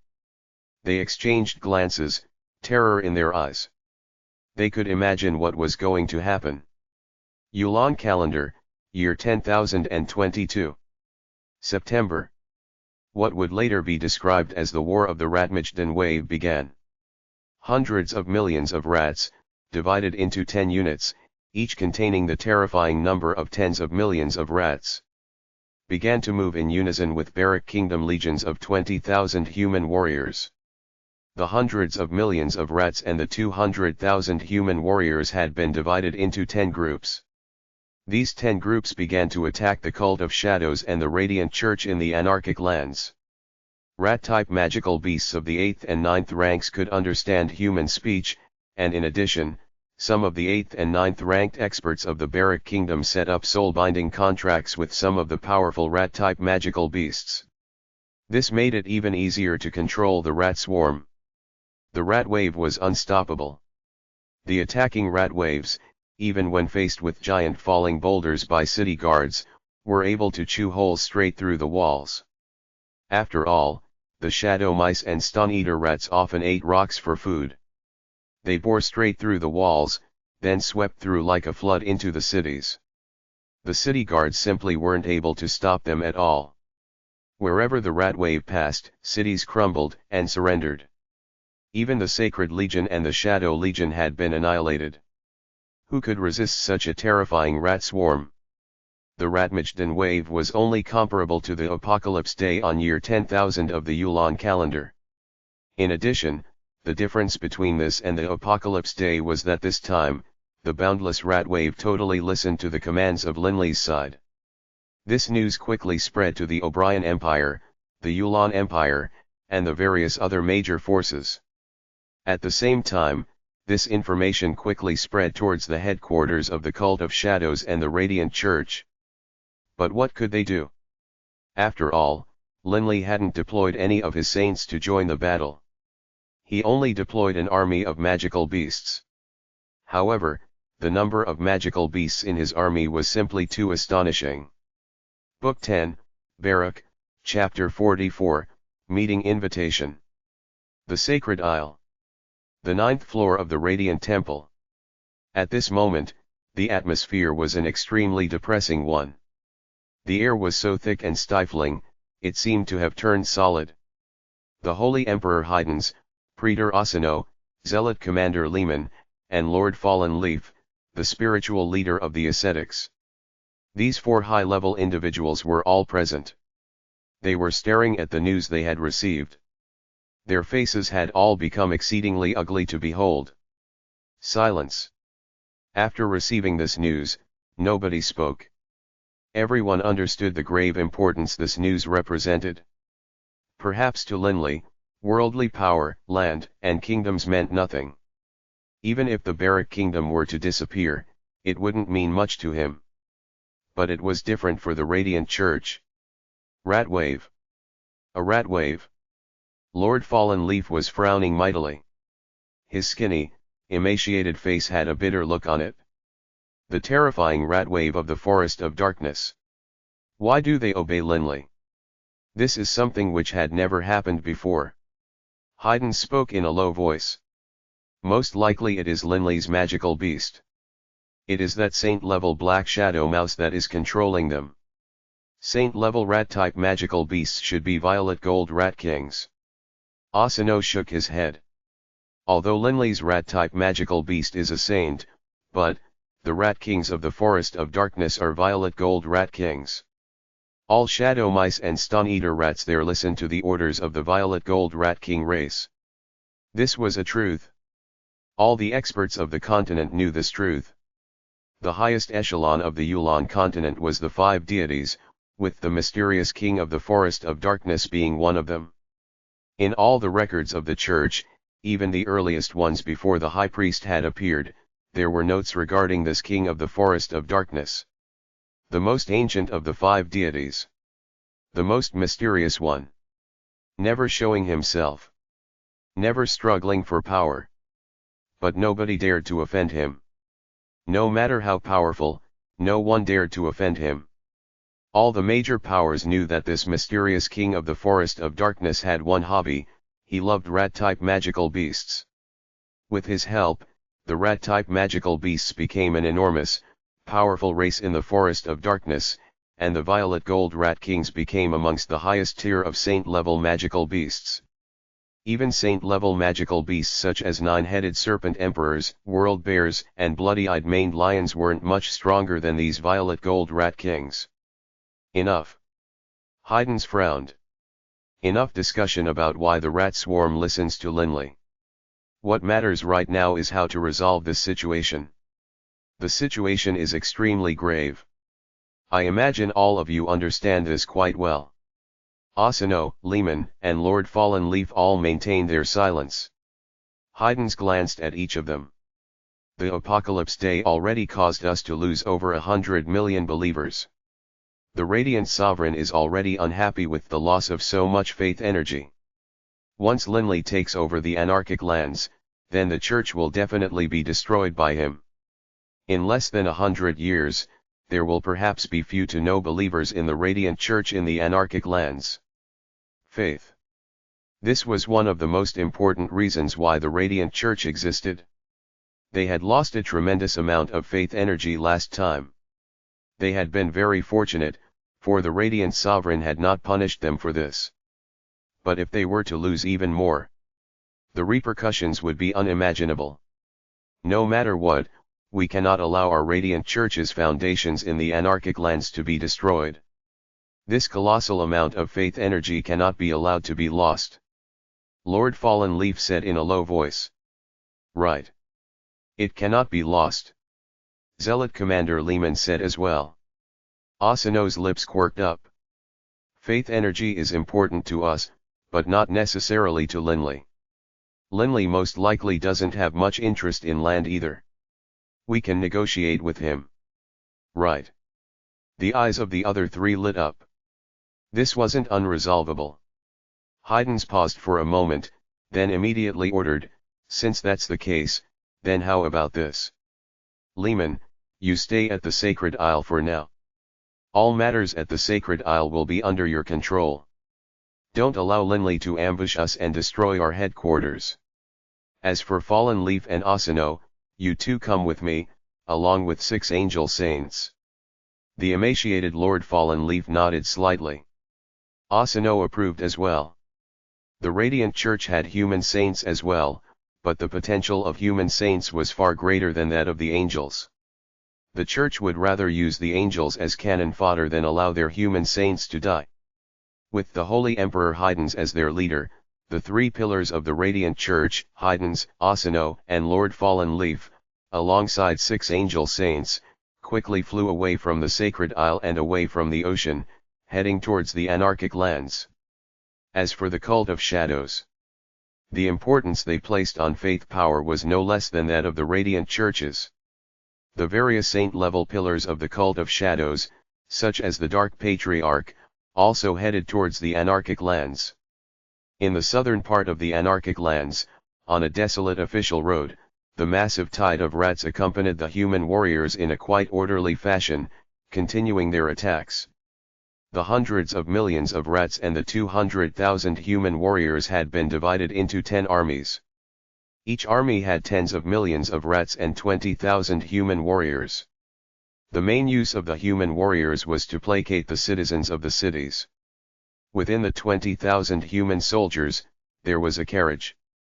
This was the only carriage in the entire army. And within the carriage, there was only BB. Within the spacious carriage, BB stretched his 2 rear claws out as he lazily lay down while chatting spiritually with Linley. Boss, 5 armies under my control have already taken down 6 prefectural cities and dozens of small cities. How about you? How's training in the pocket dimension going? Oh, fine, I won't bother you anymore. I'm so bored. BB let out a resigned sigh.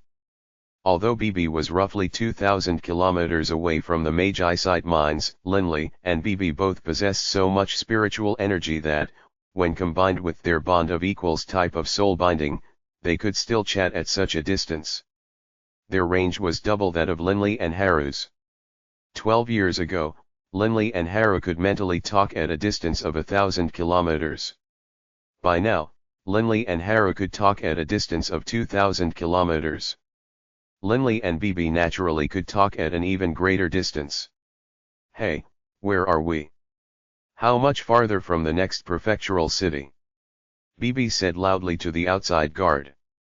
Immediately, the soldier pulled open the carriage window and said respectfully, "Milord, according to the maps, we have another 50 kilometers to the next prefectural city."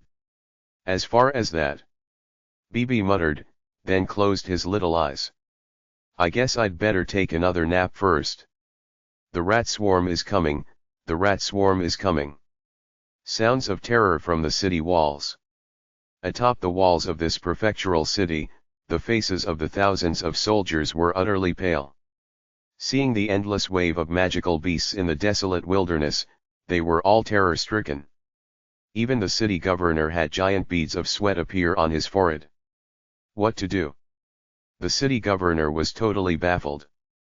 A nearby city manager said with terror, "Lord City Governor, this rat wave is simply too terrifying. We can't stop them. It's better if we surrender." As he spoke, his voice lowered to a whisper. The soldiers of the prefectural city on the wall had all seen the enormous number of rats coming, with a thin line of human soldiers mixed in. Surrender, won't kill. Surrender, won't kill. Surrender, won't kill. The human soldiers immediately let out an enormous unified chant. This earth-shaking chant, mixed with the terrifying, endless rat wave, caused many guards to throw down their weapons.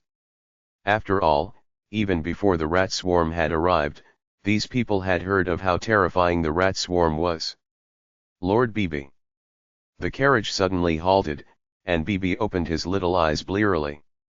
Just as BB's eyes were beginning to focus, his little eyes suddenly turned absolutely round, and with a swish, he disappeared from inside the carriage. The city had already surrendered, and the countless rats had been preparing to enter the city. But suddenly, not a single rat was moving. This was because a group of people were standing there in mid-air, the leader of them a skinny, bald man. Haydn's. A terrifying aura spread out from Haydn's, terrifying the below rats so badly that they all knelt down, not daring to move. A saint-level expert. The human warriors below felt a hint of terror in their hearts. Seeing this, a hint of a calm smile appeared on Haydn's face. The air quivered, and Bibi, who had previously been inside the carriage, appeared in mid-air. Bibi's eyes stared fixedly at Haydn's. His voice was extremely shrill. "You damn baldy, even Asano is standing behind you. So you are that so-called Holy Emperor of the Radiant Church. Damn baldy." Asano, Lord Fallen Leaf, and the two angel saints standing behind Haydn's felt amused. A hint of a faint smile remained on Haydn's face. Like a benevolent father, he looked gently at Bibi. "So you are Linley's magical beast." "I am indeed the Holy Emperor, Haydn's. Today, I have come because I hope to have a good negotiation with Linley." "Oh." Bibi's beady little eyes rolled. "All right. You wait." Bibi said loudly. "My boss is still back in the kingdom. I can't notify him. You'll need to wait half a day." Haydn smiled and nodded. "Fine. Linley can choose the meeting location as well." Haydn's attitude was quite modest. Bibi's beady little eyes rolled again, and then he said loudly, "Fine. Just stay here at this prefectural city. I'll come looking for you in a bit." Bibi let out a sharp screech, and instantly, the rats below all obediently retreated out of the city, no longer attacking it. Seeing this, Haydn's, Asano, and Lord Fallen Leaf all felt shock in their heart. As for Bibi, he transformed into a black streak of light, flying towards the north. As he flew, Bibi began to reach out to Linley. "Boss, quick. Stop training. Something big is going down." In the depths of the Magi-site mine, a gentle wind blew past.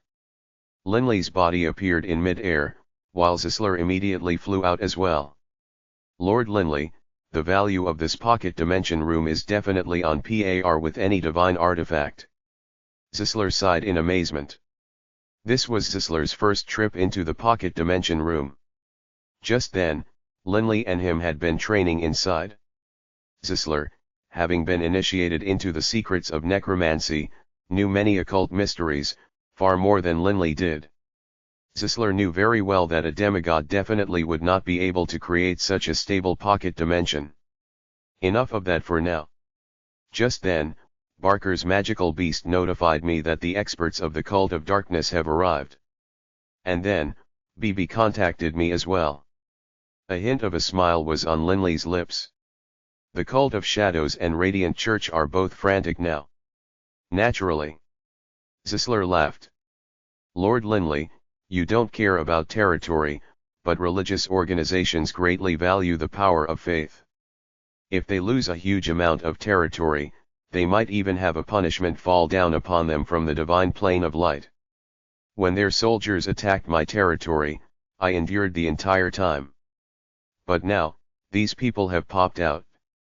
I want to see what they have to say." Linley's eyes had a hint of coldness flash past them. "Zisler, let's go."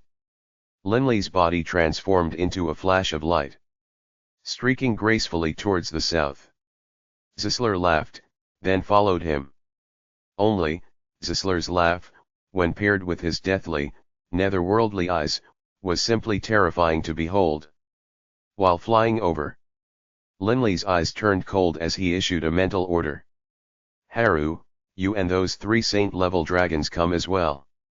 Immediately, the saint-level magical beasts, the Black Cloud Panther, the Tyrant Wyrm, the Golden Dragon, and the Thunder Lizard all flew out of MT Black Raven. Book 10, Baruch, Chapter 45 Shameless. Above the mighty Liuyan River, a large ship was gliding its way through the waters, but not a single person was on the deck. In the uppermost inner deck of the ship, however, experts were as numerous as the clouds. Every single person within this massive inner deck was a saint-level expert. Within the hall, there were 9 chairs, divided into 3 sides. Linley, Barker, and Zisler were seated on one side. The Holy Emperor Haydn's, Praetor Asino, and Lord Fallen Leaf were seated on another side, while on the other side were the forces of the Cult of Shadows, Dark Patriarch Afflike Fulike, Senior Judge Okasi, Fallen Angel Leader Kremerson Kalimo Sen. Behind each of the 2 sides were a number of angel saints or fallen angel saints. Haydn's and Affleck shared a glance, a strange feeling in their heart. The 2 of them were the leaders of 2 major religions, and they were enemies to each other. But today, they were allies. The reason for this bizarre transformation was Linley, an astonishing genius who had grown at rapid speed. Despite his youth, he had reached one of the utmost peaks of power amongst the experts of the continent. Even figures as exalted as the Holy Emperor and the Dark Patriarch had to lower their noble heads in front of Linley and speak soft words to negotiate with him. Haydn's. Affleck. Linley had a hint of a smile around his lips. I don't know why you have invited me to come here. What is this about? Bibi rested on Linley's thighs, his beady little eyes staring at the Holy Emperor and the Dark Patriarch. The Dark Patriarch Affleck's skin was as white and tender as that of a young girl's. His voice was also very soft and gentle. The reason why so many of us from the Cult of Shadows have come is primarily to ask you, Linley, to make a concession and have your Ratwave army halt its attacks. I imagine Haydn's has come for similar reasons. Haydn's, am I right? Haydn's nodded slightly, then looked at Linley, his gentle gaze giving off the impression of the spring wind. Linley, would you be willing to make this concession? Are you all dreaming? Linley didn't know whether to laugh or to cry. Haydn's laughed calmly. Linley, as long as you are willing to make this concession, our Radiant Church is also willing to pay a high price. We will definitely make you satisfied. The same with us. What we pay would definitely be enough to make you feel satisfied, Linley. Affleck said. Both of the leaders of the 2 religions were acting submissively towards Linley. They didn't want to fight against Linley head-on. First of all, they had no excuse to do so. If they fought against Linley head-on, they would be giving Desri's side an excuse to intervene. And secondly, the Radiant Church, at least, had agreed that within these 20 years, they were not to attack Linley. The time limit wasn't over. Linley, what do you think? Haydn's looked at Linley. Linley felt deep hatred for the Radiant Church.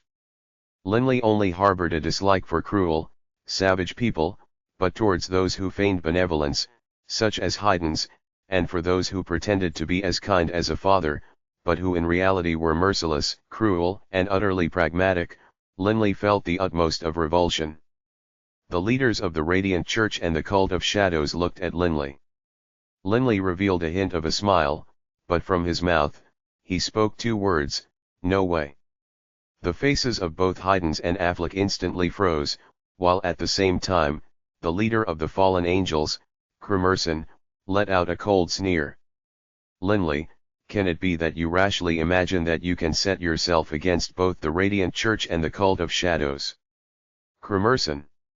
The Dark Patriarch, Affleck, immediately barked at him. Linley looked at the leader of the fallen angels, Kremerson, and let out a light laugh.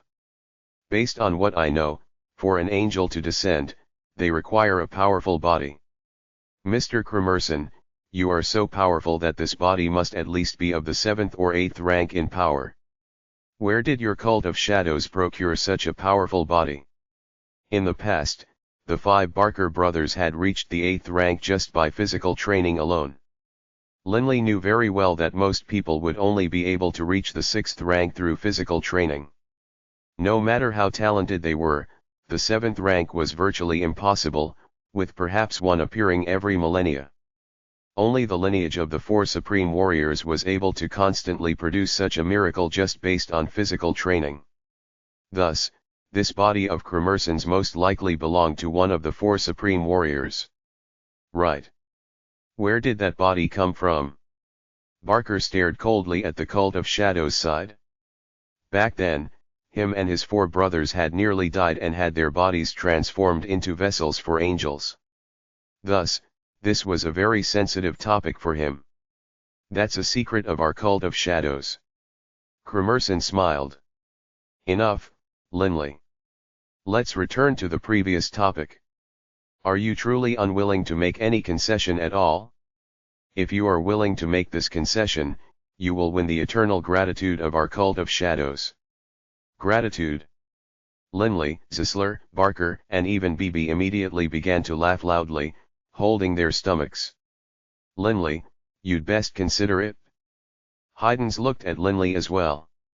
Linley's laughter faded, and his face grew solemn. He swept the people in front of him with his gaze and said seriously, Haydns. Affleck. Listen well. I, Linley, will say this to you plainly. No matter what, I will not withdraw my armies. The unification of the anarchic lands is going to happen, and there is nothing that can stop it. Linley, don't go too far. Asano sneered coldly. In terms of his ability to endure, Asano clearly was inferior to Haydns and Lord Fallen Leaf. Too far. Linley frowned, his gaze shooting towards Asano like cold knives. Asano, don't put on airs in front of me. I've already spoken very plainly today.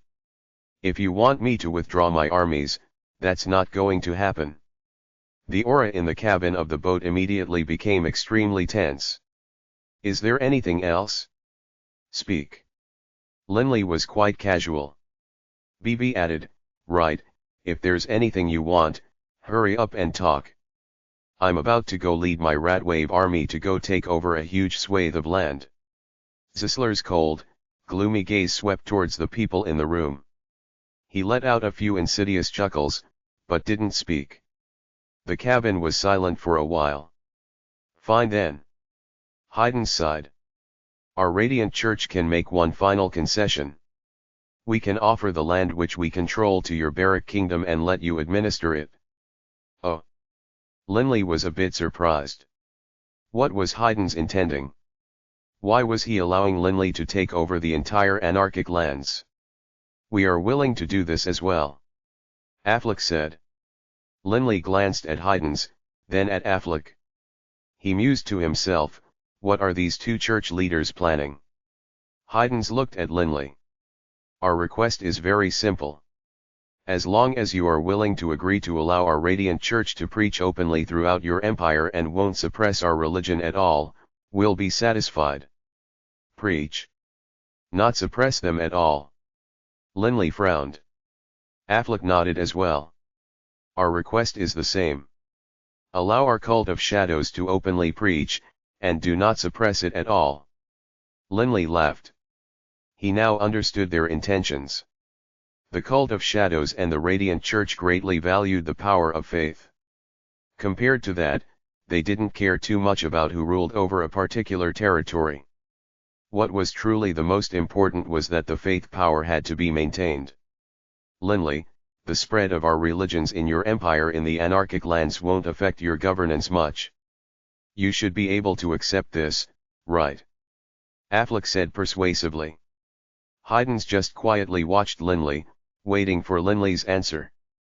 You'll allow me to unify it, and you'll just proselytize. Linley looked at the 2. Right. Haydns immediately nodded. This is the greatest concession we can make. Linley, if you are willing to agree, then our 2 sides can become friends, and we can forget about everything which has happened in the past. If Linley were to agree, then the Radiant Church and the Cult of Shadows would definitely have to give Linley face in the future. In the future, Linley would be as free and unrestrained in the Yulon continent as a fish in water.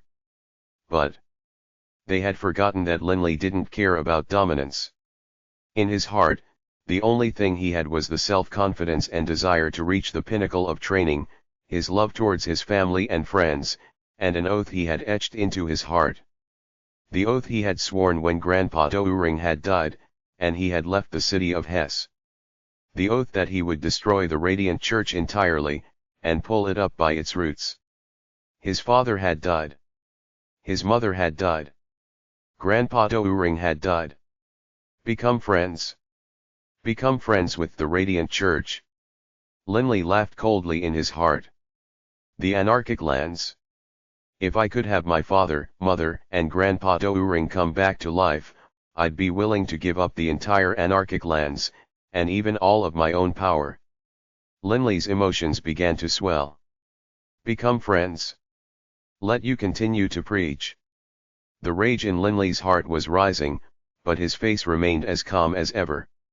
Within the quiet cabin, everyone stared at Linley, waiting for Linley's reply. Allowing Linley to unify the anarchic lands while the two churches continued to preach was the bottom line for these two churches. If Linley was to refuse, then he really would have infuriated these two churches. The saints of the Radiant Church and the Cult of Shadows all looked expectantly. Linley's lips curved upward slightly. In my domains, all religions shall be forbidden. If I find one, I'll destroy one. The faces of Haydn's, Affleck, Fallen Leaf, O'Casey, and the others instantly changed. Did you hear me clearly enough?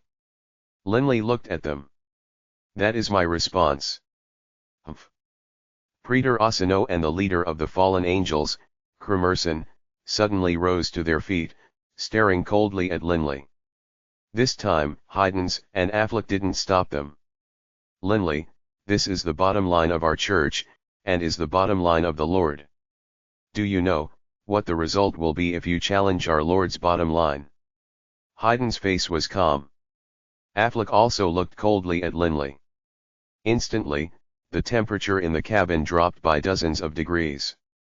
The tension was so thick, it had congealed. Most likely, if anyone not at the saint level were to come over, they wouldn't be able to even breathe. Bang! Linley slapped the armrest on his chair, his eyes cold as he swept the people present.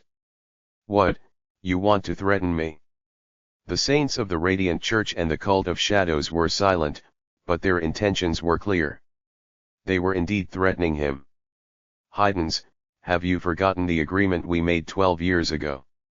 Linley stared coldly at the two sides. According to their agreement, saints were not permitted to engage in worldly battles. But if saints did not get involved, there was no way they would be able to stop the rat swarms.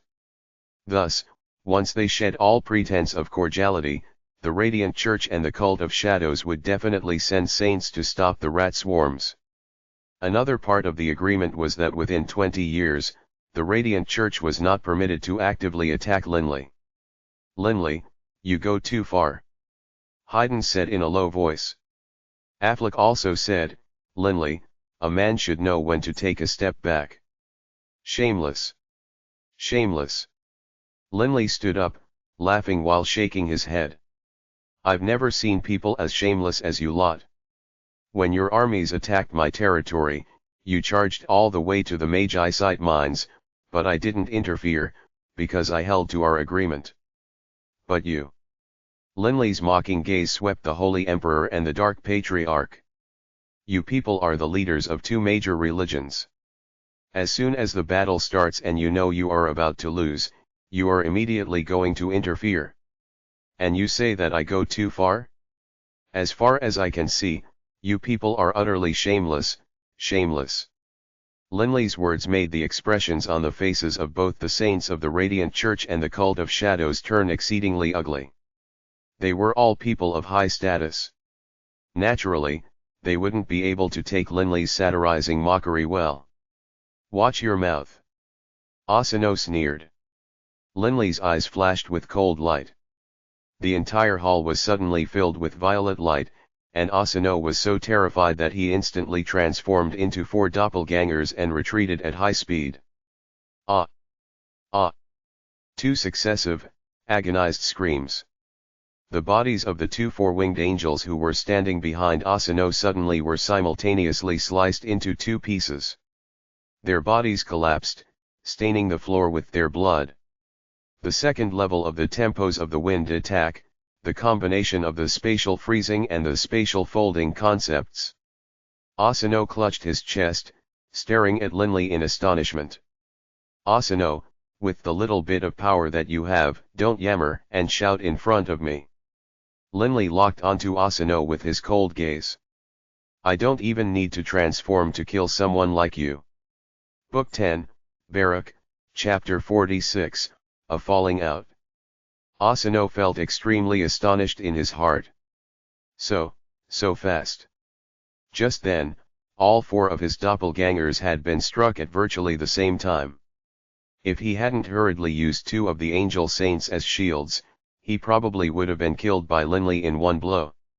Actually, in human form, Linley wasn't much stronger than Asano. The main thing was that Linley had just hit him with a sneak attack. Given Blood Violet's speed, Asano barely had any time to react before Linley's sword arrived in front of him. If Asano had been prepared, he wouldn't have cut such a sorry shape. Linley, what do you mean by this? Haydn's cold voice snapped out. At the same time, Haydn's and Fallen Leaf both stood up as well.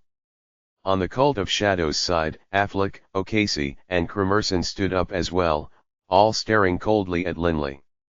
The leaders of the Radiant Church and the Cult of Shadows, the two major religions of the Yulan continent, had a common enemy. Linley. Seeing the look in the eyes of Haydn's, Affleck, Fallen Leaf, and the others, Linley actually felt a hint of joy in his heart. Grandpa Douring, can you see this? 20 years. When he had left the city of Hesse and entered the mountain range of magical beasts, it had been year 10,000 of the Yulan calendar. At that time, Linley was 20 years old. At that time, Linley had sworn that he would definitely destroy the Radiant Church and break its roots. But he knew, he had to take it a step at a time. The Radiant Church valued the power of faith. It had now lost a third of the Holy Union, and only had a population of 400 or 500 million. 200 million of them came from the Radiant Church's lands in the anarchic lands. If Linley unified that area and forbade proselytizing, this would be an unimaginable blow to the Radiant Church. In the past, in my eyes, the Radiant Church was such a huge entity. But now, Linley glanced at Asano, who was still clutching his bloody chest. Even the praetor, Asano, is far from being a match for me. Linley murmured to himself, Grandpa Douring, just watch. Soon, the day will arrive when I destroy the entire Radiant Church and uproot it entirely. I only need one more step. In Linley's heart, Douring Coward held a very high status. Ever since he was young, he had been taught by Douring Coward. Douring Coward had been entirely selfless. Whether it be in magic training or in the straight chisel school, Douring Coward had taught Linley everything. And when they had encountered a crisis, Grandpa Douring had consumed his own spiritual energy to rescue Linley. Linley had been waiting a long time to deliver this vicious blow to the Radiant Church. And now, the Radiant Church had thrown itself on his spear? How could Linley show any mercy? What? Linley glanced at the group of people in the cabin. You want to take action? Just as Haydn's and Affleck were about to speak, Linley's body suddenly became covered with deep azure draconic scales, and the robe he wore exploded outward, the scraps of cloth blasting out like arrows. The experts of the Radiant Church and the Cult of Shadows easily blocked these scraps of cloth which had blasted everywhere. Linley's icy draconic tail swung about behind him, humming as it ripped through the air. Linley's dark golden eyes swept the people in front of him. If you want action, I'm ready to oblige. I'm waiting as well. Barker's deep voice rang out, and at the same time, his body immediately began to transform as well, suddenly swelling in size as he expanded to 3 meters in height. His skin had turned green, and those green veins popping out on top of his muscles, the size of a snake, were terrifying to behold. Those white, marble-like slabs of armor quickly appeared from his skin, covering Barker's entire body. Supreme Warrior Saint, undying warrior. He he. An insidious laugh rang out, and Zisler's hooded gaze swept the people present. Zisler, ever since reaching the saint level, haven't had a good fight. Radiant Church, the kindness you showed me in the past, I am going to repay you for, right now. Har har. Fighting. Can't leave me, BB, out of it. BB floated next to Linley. The situation in the cabin had immediately gone from bad to worse. The Holy Emperor Haydn's and the Dark Patriarch Affleck glanced at each other. They had known early on that although Linley's side had 4 powerful experts, in terms of strength, Zisler had just reached the saint level and probably wouldn't be able to threaten the likes of Haydn's and Affleck yet. But Barker was an undying warrior saint. He would be a bit harder to handle. That BB was no less of a threat than Barker. But the greatest threat was Linley. Not only was he a dragon blood warrior saint, he also had a terrifying high level of understanding of the laws. Almost all of the previous supreme warriors had a very low grasp of the laws, and not a single one had reached Linley's level of understanding. He was the most powerful dragon blood warrior in history. I'll use oracular magic. I should be able to tie down Linley. With Fallen Leaf joining forces with me, it should be possible for us to defeat him. Haydn secretly calculated. The power of oracular magic wasn't something which Asano's doppelganger technique could match. Haydn's and Affleck understood what the other was thinking from that glance alone. Ha, ha ha. Haydn's let out 3 laughs. By prearranged signal, Fallen Leaf and Asano immediately made their moves. Bang! The ceiling to the ship cabin exploded, and 10 shadows burst out towards the sky like arrows. The ship instantly shuddered, and the sailors below immediately jumped into the river and started swimming for the shore. As they swam, they raised their heads up to stare at the sky. They were the warriors of the Baruch kingdom. They had been invited here, and they knew that one of the persons discussing matters in the cabin was the spiritual pillar of support for the entire Baruch kingdom. Linley. Is that, the legendary phoenix? A sailor's mouth flapped open in astonishment. High in the mid-air, an enormous flying creature with a wingspan of over 100 meters had appeared, its entire body covered with fire. Black feathers covered its entire body, and its noble, crested head was covered with black feathers as well. This black flying creature appeared very noble. This was a saint-level magical beast, the legendary Hellfire Phoenix. Hellfire Phoenix, a darkness and fire dual-element saint-level magical beast. In mid-air, this Hellfire Phoenix covered the boundless skies like an enormous black cloud. The leader of the fallen angels, Kremerson, was standing on the back of the Hellfire Phoenix, staring coldly at Linley who was standing in mid-air. Roar! A terrifying howl. A massive black dragon with physical wings which was more than 100 meters long flew over. The black-colored dragon's eyes burned like coals, and it emanated a suffocating aura of power. The Dark Patriarch, Affleck, was standing on the head of the saint-level black dragon. The cult of shadows had hidden 2 saint-level magical beasts not too far away. Both of them had now shown themselves. As for the Radiant Church, they had a saint-level magical beast as well. A beautiful silver light shone off its draconic scales which covered its entire body.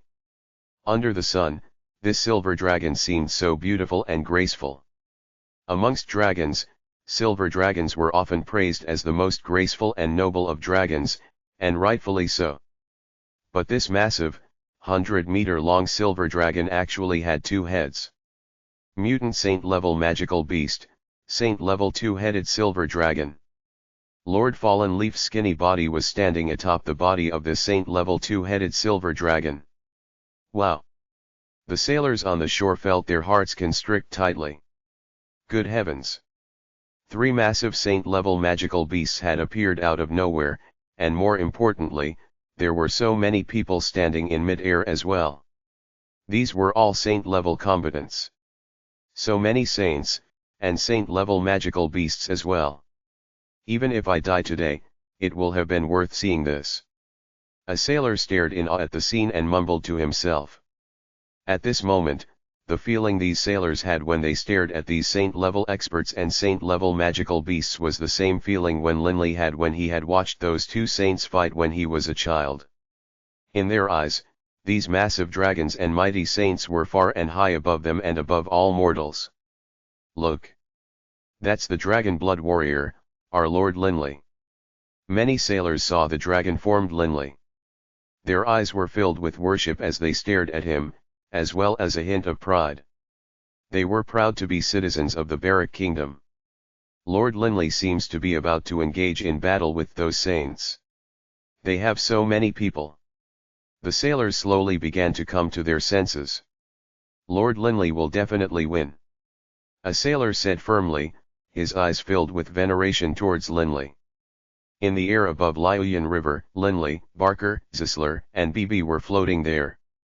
Zisler was currently mumbling the words to a spell, and soon, 3 illusionary flashes of light appeared behind Zisler, as 3 great saint-level undead descended. 2 of them were skeletons, but their bones gleamed like diamonds while flashing with dazzling light. These were saint-level skeleton kings. As for the other one, it was a powerful-looking monstrosity dressed in a tattered long robe. It was a powerful ancient white who had reached the saint level. The Radiant Church and the Cult of Shadows weren't worried at all. Against these saint-level undead, the ordinary angel saints and fallen angel saints would be enough. Linley, all we want to do is preach. You can still rule over the anarchic lands. I hope that at this moment of no return, you'll reconsider. Although he said this, Haydn's had already brought a precious treasure of the radiant sovereign to his hands, the original scripture which the Lord had given them. A soft, holy light appeared in front of Haydn's. Reconsider my s. BB knew exactly how Linley was feeling. Unifying the anarchic lands was a small matter. Destroying the Radiant Church. That was what mattered. Stop dreaming. The anarchic lands belongs to me. Nobody is permitted to influence it. As for you, Linley's empty hands curled into fists. How about you roll back to your own domains? Otherwise, we'll talk with our fists. Haydn's and Affleck couldn't help but be enraged. An enraged bird cry came forth from the massive hellfire phoenix as well, and then it spoke in the human tongue. You detestable human. And then, a bolt of pure black flame shot out towards Linley.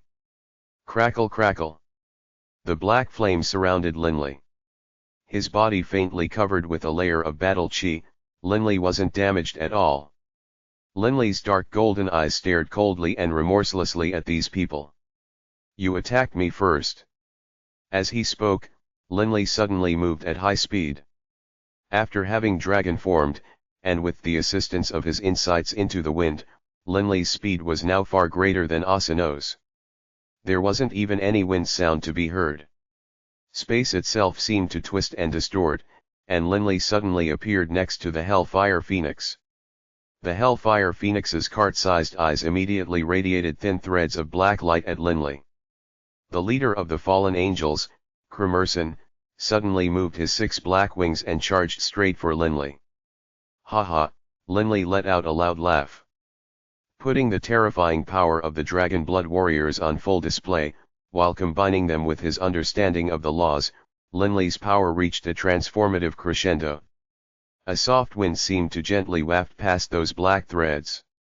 And then, Linley thrust his hands out like knives, using the incomparably massive strength of the Dragon Blood Warriors to chop down at the Hellfire Phoenix. Although this blow carried enormous force, when Linley's hands swung down, the entire nearby space seemed to be locked while at the same time folding and distorting. Linley was nothing more than a blur. Knowing things weren't going well, the Hellfire Phoenix let out a few bird cries of terror, while at the same time shrinking its body, vainly hoping to flee.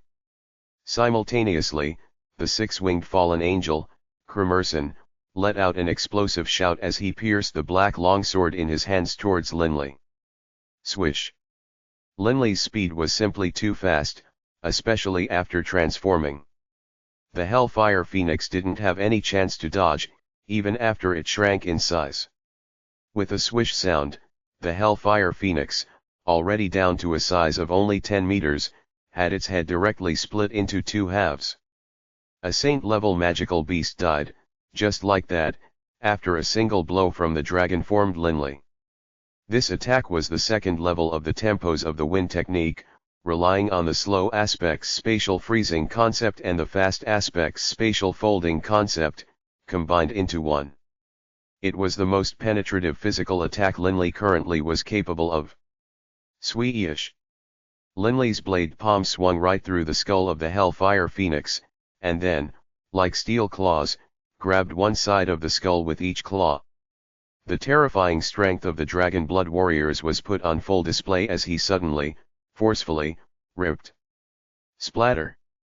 Blood blasted everywhere like rain, as the Hellfire Phoenix's entire body was ripped into two halves, starting from that wound in its head. Swish. The sword of the six-winged fallen angel, Crimerson, seemed to pierce through the void as it stabbed at Linley, but just as it was about to land on his body, the barely visible pulse guard defense around Linley's body easily blocked the attack. This strike didn't even touch Linley's scales. At this moment, Linley's draconic claws were still holding onto half of the Hellfire Phoenix's corpse, its blood still dripping down into the Liuyan River. What? Crimerson was shocked. His attack hadn't even been able to break through the pulse guard defense. Linley's dark golden eyes swung towards Crimerson, his lips curving upwards. The next one, is you. As he spoke, Linley let the two halves of the saint-level Hellfire Phoenix drop from his hands. Splash. The corpse landed in the turbid waters of the Liuyan River. Book 10, Baruch, Chapter 47, Downfall of Many Saints. The waters of Liuyan River roared. That massive corpse of the Hellfire Phoenix sank down into its waters, and the sailors above shuddered. Raising their head up, their eyes were filled with a certain feeling as they looked at the demonic, godlike Linley, invincible, mighty. Lord Linley is so powerful. The sailors were filled with awe. Right at this moment, because Linley had killed the Hellfire Phoenix, a vicious battle exploded. The Radiant Church and the Cult of Shadows had begun to do battle with Linley. Rumble. The frantic battle of so many saints caused the flow of space itself to be disrupted. Wild, howling winds screamed everywhere, sand and rocks flew everywhere, and even the waters of Liuyan River rose in giant waves, as though stirred by a giant. What a terrifying supreme warrior! Crimerson's heart was terror-stricken. But then, a bestial roar. Huool! The leader of the fallen angels, Crimerson, raised his head up and roared furiously, and as he did, magic runes appeared from his forehead. His entire body began to emit insidious cold flames, and the temperature around him seemed to have dropped dramatically. In particular, his body also became covered with dark golden shining scales. This was the legendary Dark Saint armor, very similar to the Earth-style spells Earthguard armor. No matter how loud you shout, you'll still die. Linley's calm voice drifted out. Linley's scale-covered right hand was balled into a tight fist, and it seemed to pass through space itself as it attacked. Whenever that fist passed, space itself rippled and folded over itself. Crimerson's black long sword, covered in cold flames, once more struck out, as fast as lightning. The scale-covered fist and the cold, flaming black longsword intersected. Clang. A metallic ringing sound. Fallen angels exist for battle. Do you think I'll fear you? Crimerson was full of confidence, but in an instant, Crimerson's eyes, nose, lips, and ears all had blood pouring out, and his entire body collapsed from the heavens, powerless. His body sank into the depths of the Liuyan River, and the river water carried it away. Profound truths of the earth, 256 layered waves. With one head-on clash, Crimerson's internal organs had been shaken into mud. A six-winged fallen angel wants to fight with me in close quarters combat. Linley's dark golden eyes flashed with a hint of cold light. Linley was now a peak dragon blood warrior saint. In physical strength and battle chi alone, he was 10 times stronger than ordinary saints. He had such a high foundation to begin with, and Linley's profound truths of the earth and profound truths of the wind were both extremely powerful close combat attacks as well. When one's base level of power and one's mastery of the laws both reached a very high level, the synthesis of the two would result in not even a person like Desri, someone who was very nearly at the deity level, to willingly engage in close combat with a dragon-formed Linley. Fighting in close quarters combat with a supreme warrior who had such a high mastery of the laws was asking for death. Don't fight with him in close quarters. Haydns shouted out loudly. Linley's attacks are very strange. Everyone, be careful. Asano called out as well. He was currently fighting with the transformed undying warrior saint, Barker. As for the Dark Patriarch Affleck and Senior Judge O'Casey, their faces had both changed. The third pillar of their cult, the leader of the fallen angels, Kremerson, had fallen, just like that. Standing atop the head of the saint-level black dragon, Affleck's hand suddenly became filled with a black crystal ball. Affleck's face was solemn, and his lips were moving slightly. HRM. Linley's face changed. What is that? Linley could clearly sense an invisible, insidious cold energy penetrate his body. His pulse guard defense didn't do anything against it at all, and that insidious force rapidly began to attack Linley's brain. Darkness style, forbidden level spell, the power of evil. This was a spell which the Dark Patriarch was only capable of utilizing with the assistance of their cult's treasure, the crystal ball which had come from the divine plane of darkness. Once the enemy was struck by this power of evil, for a short period of time, their body would be totally under the control of the spell user. The duration of the control was linked with the strength of the spiritual energy of the spell user. If it was used against a Grand Mega Saint, it might not be able to control him, but it would be enough to make the Grand Mega Saint feel dizzy and be unable to react for a moment. Within the depths of his mind, that boundless ocean of spiritual energy swirled. The mysterious, 7-color gem was hovering in the midst of it. When that surge of evil power swept into the consciousness and attacked that boundless ocean of spiritual energy, that faint layer of azure light in the spiritual energy immediately counteracted. Dark Patriarch Affleck's eyes were cold, filled with a bizarre allure as he stared at Linley. Go. Kill that rat-type magical beast. Affleck said softly. Wait. O'Casey, go kill him, quick. Affleck's face suddenly changed. Affleck could clearly sense that Linley's spiritual energy was counter-attacking. Although Linley was still affected by the spell, the power of evil was not able to brainwash Linley's soul at all. O'Casey was wielding his 2-meter-long Judge's Blade. The Judge's Blade, covered with dark, cold light, moved in a strange rhythm as it chopped down towards Linley. The Judge's Blade collided directly onto Linley's pulse guard defense. In that moment, bang! Like a bubble being broken, the pulse guard defense, no longer being actively controlled by Linley due to the effects of the power of evil spell, was actually split open. Only when the pulse guard defense was being actively controlled by Linley was it capable of utilizing the throbbing pulse of the earth and be defensively powerful. If the pulse guard defense was not being controlled, it only had the simplest of vibrations and wasn't extremely powerful. However, Linley's draconic scales were different.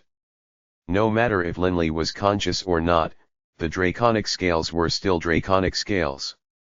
A peak stage dragon blood warrior saint's scales were ridiculously defensive. In the past, the ancestors of the Baruch clan had relied on them to dominate the entire continent. Slash. Like an ordinary knife chopping against marble, sparks flashed, but only a white scar appeared atop the draconic scales. One more chop will break through. O'Casey secretly said to himself. Just then, the pulse guard defense had cancelled out part of his attack. O'Casey's right hand turned into a blur, and the Judge's Blade once more came chopping down, aimed directly at the same location his earlier attack had landed. Crackle! As though he had been set on fire, Linley's body suddenly once more became covered in deep azure battle chi, and the battle chi once more began to circulate in accordance with that mysterious, profound way. With a clang sound, Linley's scale-covered hand suddenly grabbed the judge's blade.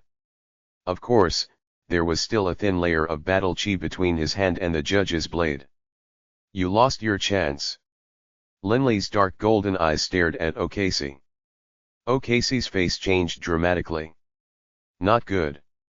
He didn't even have a chance to pull out his judge's blade, and he immediately retreated backwards at high speed. As he flew back, a strange violet light flashed through the place where O'Casey had just been. This was the blood-violet sword. O'Casey's back was covered with cold sweat. He had nearly been chopped in half. Linley glanced at the disposition of the battle. Right now, BB was currently battling that mysterious Lord Fallen Leaf.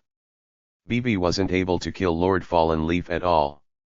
In terms of understanding of the laws of light, the leader of the ascetics, Lord Fallen Leaf, had the deepest understanding in the church. In particular, he knew how to transform his body into a line of light, then fly about at light speed. He was far faster than Olivier had been in the past. Even BB, the fastest person on Linley's side, was only able to be on par with Lord Fallen Leaf. BB, stop wasting time with that old bastard. Go kill the angels first. Linley immediately ordered BB. Got it, boss. BB, too, had begun to feel that this old man was hard to deal with. Fallen Leaf simply didn't engage BB in close quarters combat as well. He relied on his terrifying speed to move about, and then, like a spider, emit line after line of silken white light which contained a terrifying amount of flaming light power, constantly using it to entangle BB. Although BB was fast, he wasn't able to use his speed to his advantage. Fighting with this old bastard is like falling into a pit of mud. BB secretly cursed. Fighting with this big bastard is nothing more than wasting time. Asano felt resigned as well. Barker, one of the Undying Warrior Saints famed for defense, totally ignored Asano as he chased after those weaker angels. Only occasionally would he launch a sudden surprise attack against Asano. Asano's doppelganger technique was simply too weird, after all. It was hard for Barker to harm Asano as well. But Asano simply couldn't deal any damage to the Undying Warrior, Barker. HRMPH. It looks like I've turned into the weak link. Zisler laughed coldly as he watched a large number of fallen angels and radiant angels charge towards him. Those 3 saint-level undead weren't bad, but they weren't at the level of Hatesun. They were only good for dealing with these fallen angels and radiant angels. However, how could a Grand Magus Necromancer be so easy to deal with? The Wraith Call ability was only part of the arsenal of a Necromancer, after all. Die. The fallen angels and radiant angels' eyes were filled with cold light. They attacked at the same time. Zisler stood in mid-air calmly, his lips mumbling. And then, an invisible ripple burst forth from Zisler, spreading out in all directions. This invisible ripple was quite similar to the one which Desri had used to attack Lehman, or which the Saint-level Gold Dragon had used to attack Linley. The difference was, the area was clearly much larger. The 2 closest fallen angels and radiant angel felt this invisible spiritual energy suddenly charge towards them. Their bodies immediately trembled. Pierce! Pierce! Pierce! At that instant, those 3 saint-level undead attacked, and pierced straight through the hearts of the 2 fallen angels and the radiant angel, shattering the heart to pieces. 3 of the angels died, just like that. When adding this number to the 2 Linley had killed at the start and the 3 which BB had killed earlier, only a single radiant angel was left, while 3 fallen angels remained. Only a single person was not engaged in battle. The Holy Emperor, Haydns. Haydns was holding the radiant scriptures in his hands while chanting something. He had been chanting for a very long time, Linley felt a hint of worry in his heart. Desri and the others really are slow. Linley muttered, while at the same time he used blood violet to easily chop through a thick icy tentacle. Actually, Linley had been waiting during this entire battle, because he had immediately instructed Haru to ask Desri and the others to come.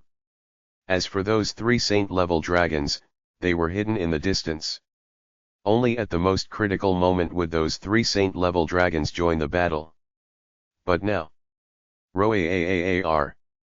The furious roar seemed to split the heavens, and a flash of lightning pierced through the skies.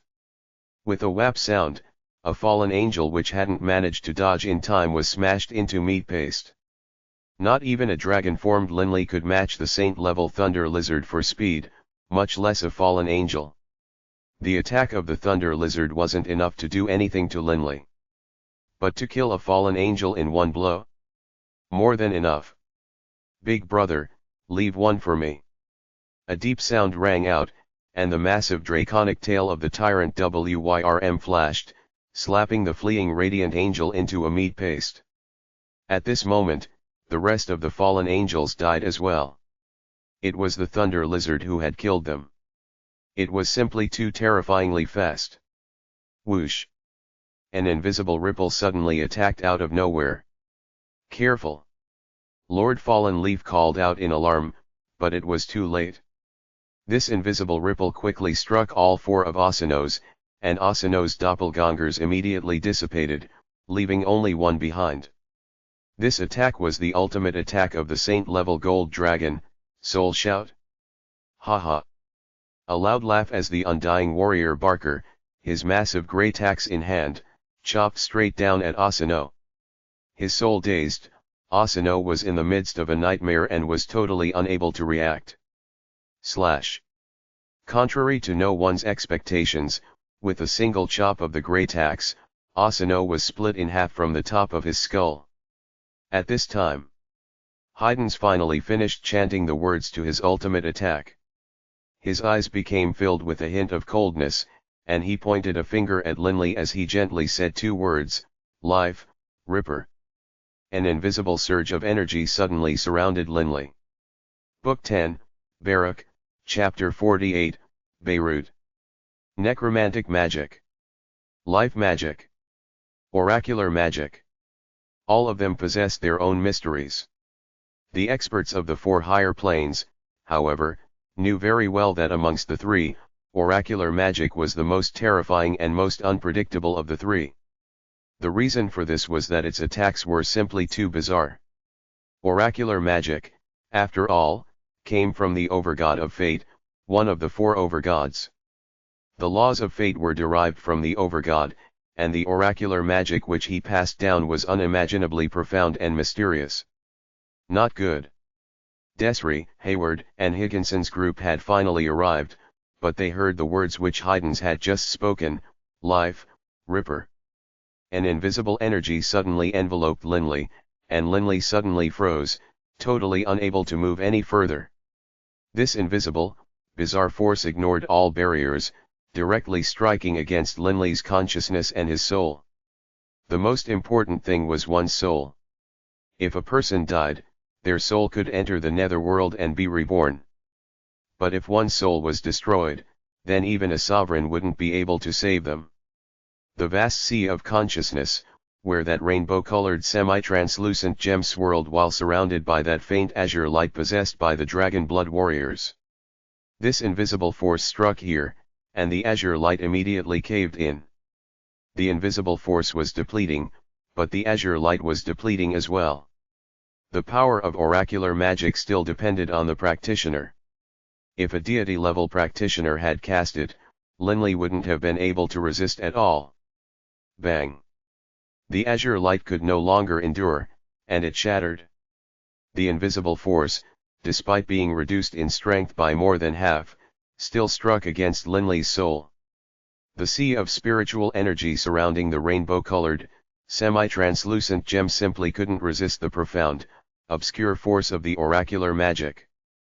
Finally, the attack made its way to that semi-translucent gem. Rumble. A tremor from his very soul. Even Linley's body shuddered. Boss. BB turned frantic. That rainbow-colored half-translucent gem also had a faint layer of azure light covering it. When the invisible force attacked the rainbow gem, nobody noticed the coiling dragon ring on Linley's finger. A dim, virtually unnoticeable stream of light flowed out of the coiling dragon ring, then vanished. At the same moment, it seemed as though the azure blue light covering the half-translucent gem suddenly received sufficient energy. Shudder. The azure light around the gem suddenly flashed. It was as though it had transformed into an azure sun in the midst of that sea of spiritual energy, and the azure light illuminated the entire sea. Beneath the glow of that azure sun, the force of the oracular magic, although still resisting for a while, slowly began to melt away like evaporating ice. The azure light remained for a long time, but then it slowly faded away. How is that possible? Haydn's face instantly turned an ashen pale. He stared at Linley with shock. He had used all of his force on this ultimate attack, but he still hadn't been able to kill Linley. Linley hadn't reached the level of Grand Mega Saint yet. And it would be hard to say if even an ordinary Grand Mega Saint could take this blow. And then, Haydn spied Desri's group coming from afar. He knew that things had just gotten worse. They came as well. Fallen Leaf, let's go, quick. Not hesitating at all, Haydn's transformed into a ray of white light, immediately flying at high speed towards the west. The nearby ascetic, Lord Fallen Leaf, also transformed into a beam of white light, flying westwards at high speed. Both Desri and BB had their attention focused on Linley. They didn't have time to pay attention to Haydn's or Fallen Leaf. Whew! Linley let out a breath, then opened his eyes. Although it took a long time to describe, in truth, the power of that oracular magic and its attack on Linley's soul had only lasted for 1 or 2 seconds, but in those 1 or 2 seconds, Haydn's and Fallen Leaf had disappeared into the western horizon. As for Affleck and O'Casey, they had fled with their magical beasts even before Haydn's had fled. Boss, are you okay? BB flew over, worried, his beady little eyes filled with fear. BB was spiritually linked with Linley. Just then, he had sensed Linley's soul shudder. It truly had been dangerous. Not bad. Not bad. Linley was still filled with fear. In his heart, Linley was puzzled as well. Just then, I felt that the defensive energy which belonged to us Dragon Blood warriors was broken through by the oracular magic's bizarre attack. But why was it that the defensive energy suddenly increased dramatically, easily breaking the oracular magic? Linley didn't understand the reason. But Linley knew very well that his soul had been shaken just then. He knew that just then, if he hadn't been able to block the attack somehow, his soul probably would have shattered. Where'd they go? Linley swept his gaze in the 4 directions, but Affleck, O'Casey, Haydn's, and Fallen Leaf had fled far away. There was no way they could catch up now. Desri flew over and said apologetically, Linley, I came late. If you had been killed by Haydn's oracular magic, I really would have. Desri felt extremely guilty. He knew exactly how terrifying oracular magic was. I was overconfident. Linley smiled mockingly at himself. Linley believed that his soul's defense was very strong. With the protection of his draconic scales and his pulse guard defense, he had believed the enemy wouldn't be able to do anything to him. But just then, he had nearly lost his life.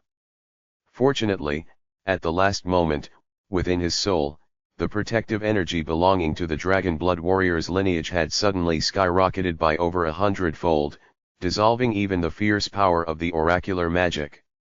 Those 4 bastards ran quickly enough. BB said furiously. Barker nodded, then said in his loud voice, Lord Linley, it seems to me that the Radiant Church and the Cult of Shadows isn't all that remarkable. Asano just died as well, and that Kremerson also died. Quite a few angels died as well. Their force has dropped tremendously. As I see it, given our current strength, it shouldn't be hard for us to slaughter our way to the Radiant Church now. Right. Zisler laughed insidiously. Lord Linley, they've already broken our original agreement. There's no need for you to hold to it any longer either. Linley was moved. In the past, he had been bound by the agreement that he could only go seek revenge by himself. But now, since the other side had already broken the agreement, then he could go lead his group to slaughter a path to the Sacred Isle. It wouldn't be too hard to destroy the Radiant Church.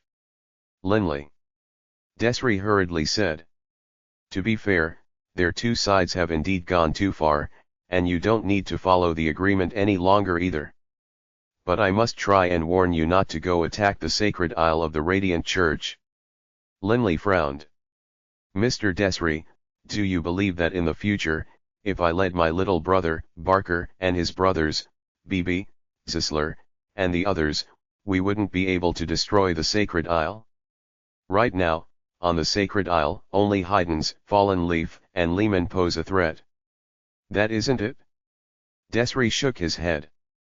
You must understand, in the past, I belonged to the Radiant Church. Linley listened. Desri sighed. The Radiant Church has endured for countless years. No matter what has happened or how great the waves or storms, the Radiant Church has never been destroyed. Do you know why? Linley looked at Desri, puzzled. Indeed. There had to be a reason why they had existed for such a long time. First of all, the Sacred Isle is definitely protected by the magical formation, glory of the Radiant Sovereign. Only someone with the power of a deity can damage and destroy this formation. Desri said. Linley suddenly remembered that in the past, when he had been in the city of Fenley, he had been imprisoned in the Radiant Temple due to his attempt to kill the king of Fenley. That Radiant Temple was protected by a magical formation called the Glory of the Radiant Sovereign. Supposedly, even saints wouldn't be able to break through the walls of the Radiant Temple as a result. This was the effect of this magic formation. Even a deity like Dylan had to strike it twice to break through it. One could imagine how powerful this defense was. This glory of the Radiant Sovereign isn't just a magical formation. If the people inside it actively control and operate it, it can transform into an attack upon its enemies. Desri sighed. Linley, if you slaughter a path to the Sacred Isle, perhaps you will be able to kill many people on the Sacred Isle, but you definitely won't be able to kill the people hiding within the Radiant Temple. Linley frowned. This was true. When the Radiant Temple in Fenley had been destroyed, he had been in the middle of the temple himself. Fine. They can hide on their little island, then. Linley could only come to this decision. In his heart, Linley secretly thought to himself, when in the future, my profound truths of the wind and profound truths of the earth reach their limits, perhaps I can pay a visit to the Sacred Isle and test out the power of that glory of the Radiant Sovereign magic formation. Currently, Linley no longer feared the Radiant Church at all. Barker, make the arrangements to have the corpse of the Hellfire Phoenix processed. That saint-level Magi-side core can't go to waste. Linley laughed. Yes, Lord. Barker laughed as well. No matter what, they had won this battle. Linley's side had fought two sides, the Radiant Church and the Cult of Shadows, but in the end, they had won an absolute, dominating victory. Even Desri's side hadn't had to assist them. This battle determined the final state of affairs in the anarchic lands. The warriors of the Baruch Kingdom and the Rat Swarms, in their combined armies, appeared everywhere, and wherever they went, cities surrendered. Even some of the most die-hard adherents of the churches, under pressure from the Rat Swarms, collapsed and disappeared, and the anarchic lands became unified at an astonishing speed. At the same time, the news of Linley's battle with the Radiant Church and the Cult of Shadows quickly spread across the world. This news was also intentionally spread by the Baruch Kingdom. Linley's side had defeated two other sides at once. This caused Linley's status in the Yulan continent to skyrocket yet again, totally eclipsing that of the Holy Emperor and the Dark Patriarch. his status was so high now that it was only lower than the war god and the high priest. The legend of Linley was sung throughout the Yulan continent. As for the anarchic lands, countless people were filled with awe towards Linley. Many youths used Linley as their role model and began to train hard. The anarchic lands. Baruch Kingdom. The royal palace. Plumes of snow drifted from the skies. It was December now, and only a few days away from the Yulan festival. Linley, Delia, Zisler, Sasha, the other kids, the Barker brothers, Rebecca, Lena, Jen, and Wharton were all here. Rebecca and Lena. Rebecca was the more playful one, and 10 years ago, she had gotten married to the loud, rambunctious Gates. As for the quieter Lena, she had eventually married Barker. Of the 5 Barker brothers, the other 3 had eventually gotten married as well. Only Jen continued to live with some of her close friends in the royal capital, but she herself remained single. That was too fast. How long has it been? The entire anarchic lands has been unified? Wharton laughed. Naturally. Taylor was very proud. My father's really awesome. Seeing how Taylor was acting, Linley began to laugh. Rubbing Taylor's head, Linley looked at Wharton. Wharton, remember. All religious proselytizing is to be forbidden. If you allow them to preach, in the future, your grandchildren won't be able to manage the kingdom effectively. I know. In recent days, quite a few religious believers have been causing trouble. Wharton sighed. Churches were a major threat to any kingdom. Now that Linley's side had unified the entire anarchic lands, the Baruch kingdom would most likely have to change its name to the Baruch Empire. Although Linley himself didn't care about imperial power, he had to make considerations for the descendants of his clan. Linley, Bibi. The 3 violet gold rat kings suddenly appeared in the main hall in a flash. The people present all looked at the 3 violet gold rat kings, and the eldest amongst them, Harry, opened his mouth and said in human tongues, Linley, we've come to invite Bibi to make a trip with us to the Forest of Darkness. Invite me. Bibi was standing on the dinner table. Whose invitation? Linley asked, puzzled. Our father.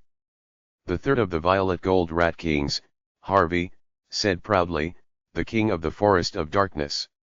The king of the entire Yulan continent, in fact. The most invincible, powerful person there is. The 3 violet gold rat kings were very proud. The king of the Forest of Darkness? The king of the entire Yulan continent? Linley felt secretly shocked, and wondered internally, the king of the Forest of Darkness is the king of the entire Yulan continent? Can it be that he is even more powerful than the war god and the high priest? Linley suddenly was moved and asked, might I ask, what is the name of your father? The 2nd of the 3 violet gold rat kings spoke this time, Linley, you can refer to our father as, Lord Beirut. Beirut? Linley felt thunderclaps go off in his brain. And Bibi, as well, stared at them, his eyes round as the moon.